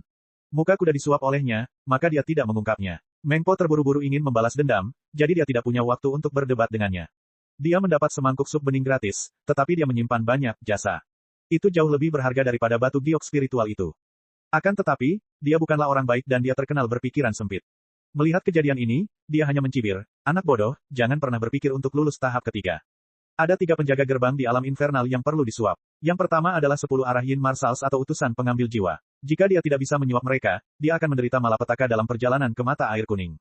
Yang kedua adalah semangkuk sup Meng Po. Jika dia tidak membeli semangkuk sup bening, dia akan meminumnya. Segalanya akan berhenti, dan masa lalu akan terlupakan. Dia bahkan mungkin tidak sanggup menanggung siksaan neraka. Penjaga ketiga adalah 4 hakim agung, dan itu juga yang paling penting. Ia dapat memberi pahala kepada kebaikan atau menghukum kejahatan dengan satu pikiran. Jika dia ingin menebus dosanya dan lolos dari hukuman, dia harus mengeluarkan banyak uang. Pada saat itu, salah seorang penjaga berteriak, orang tua, apa yang kau lihat? Dia berjalan mendekat sambil memegang tongkat air dan api di tangannya. Kalau hari biasa, orang tua itu tidak akan peduli dengan anak kecil seperti itu dan akan membunuhnya dengan satu gerakan. Tetapi sekarang, dia hanya bisa merendahkan suaranya dan menyodorkan batu giok spiritual lainnya. Ekspresi penjaga hantu itu sedikit berubah, seolah-olah dia tersenyum, tetapi masih seganas sebelumnya. Dia menepuk kepalanya, kamu orang yang bijaksana. Saat kamu di sini, bahkan jika kamu seekor naga, kamu harus melingkar, dan bahkan jika kamu seekor harimau, kamu harus berbaring. Apapun roh yang atau roh yin tidak ada gunanya. Aku melihat bahwa kamu sangat berbakti, masuklah dan lihatlah. Lelaki tua itu tertawa datar dan mengikutinya ke aula. Selain 3 penjaga gerbang, ia harus berhadapan dengan penjaga hantu lainnya. Kalau tidak, hantu-hantu kecil itu sulit dihadapi, akan membuatnya menderita. Namun dalam hatinya, dia semakin membenci Li Qingshan, mengapa aku harus merendahkan suaraku, namun kamu masih saja bersikap sombong. Aku ingin melihat bagaimana kamu akan mati. Hakim Lu datang lagi untuk menangani kasus itu. Beberapa utusan hantu yang mengancam hendak menyeret Li Qingshan ke cermin dosa ketika Nenek Meng mencibir, kamu yang bermarga Lu, berhentilah menyia-nyiakan usahamu. Anak ini pengemis. Hantu malang, Hakim Lu masih belum puas, dan bertanya, siapa kamu? Apakah kamu berbakti? Li Qingshan mendongak dan tertawa, anakku yang baik, apakah kamu berbakti padaku? Aula itu sunyi, entah itu hantu raksasa di depan aula atau para penjaga hantu di aula, mereka semua tercengang. Mereka belum pernah melihat orang yang begitu kasar dan tidak masuk akal di Yan Luodian. Hakim Lu juga tercengang, seolah tidak menyangka ada orang yang akan berbicara seperti ini kepadanya, dan berkata dengan marah, apa yang kamu katakan, katakan lagi. Cucuku yang baik, apakah kamu berbakti kepadaku? Generasi lain diturunkan pangkatnya. Ledakan. Hakim Lu membanting meja dan berdiri, dia sangat marah, segera kirim dia ke neraka tingkat ketiga, kelima, tidak, kesembilan. Para penjaga hantu yang ganas itu menyerbunya lagi, beberapa memutar lengannya, beberapa menarik kepalanya, dan menyeretnya keluar dari aula. Li Qingshan tidak melawan, juga tidak mengutuk atau mengumpat. Dia hanya menatap Hakim Lu dalam-dalam, lalu melirik 4 kata, cermin keagungan, dan tidak bisa menahan senyum, yang berubah menjadi tawa. Bahkan ketika dia diseret keluar aula, tawa yang menggelegar masih bergema di aula. Jantung Hakim Lu berdebar-debar tanpa alasan, dia benar-benar tidak menghormati hukum, dan bukan anak kandung. Ketiga sahabatku, apakah kalian puas dengan hasil ini? Meng Po merasa gelisah, dia tidak merasakan kegembiraan atas kemenangan itu, dan berkata dengan penuh kebencian, kita harus mengirimnya ke neraka tingkat 18, dan tidak membiarkan dia hidup lagi. Kepala lembu berpikir, kalau saja hal itu bisa dilakukan. Namun, segala sesuatunya tidak bisa sesederhana itu. Selain aula ke-10, aula reinkarnasi, 9 aula lainnya masing-masing bertanggung jawab atas 2 tingkat neraka. Bahkan jika mereka dikirim ke neraka tingkat ke-9, mereka harus bertahan melalui setiap tingkat. Dan setiap tingkat neraka mempunyai banyak tingkatan kecil, yang di dalamnya terdapat siksaan menyakitkan yang tak terhitung jumlahnya, memanjat gunung pisau, terjun ke dalam panci berisi minyak mendidih, disengat lebah dan digigit ular, serta sungai nanah dan darah. Oleh karena itu, tempat itu disebut neraka tanpa akhir. Nak, aku harap kau bisa bertahan. Bersambung. Cek cek cek cek cek cek cek cek. Rakan-rakan kultivator sekalian, sebelum retret, sila terus berkultivasi untuk jurus subscribe, like, share dan komentar agar sekte novel Sadim terus berkembang pesat.